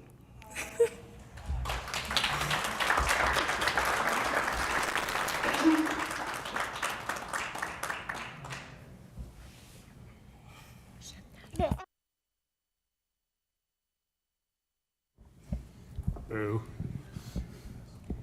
So I just want to also, on behalf of Citizens Council, and I know all of you probably want to give her a hug too, but I just want to thank you for everything that you've done for this council, your dedication. You're an amazing person, and I'm very excited for you. Very excited. I can't wait to hear all about your travels and all the fun that you're going to have. So she did have a couple really exciting things happen to her the last couple weeks. So if you haven't noticed, she has a really big rock on her finger too. So thank you.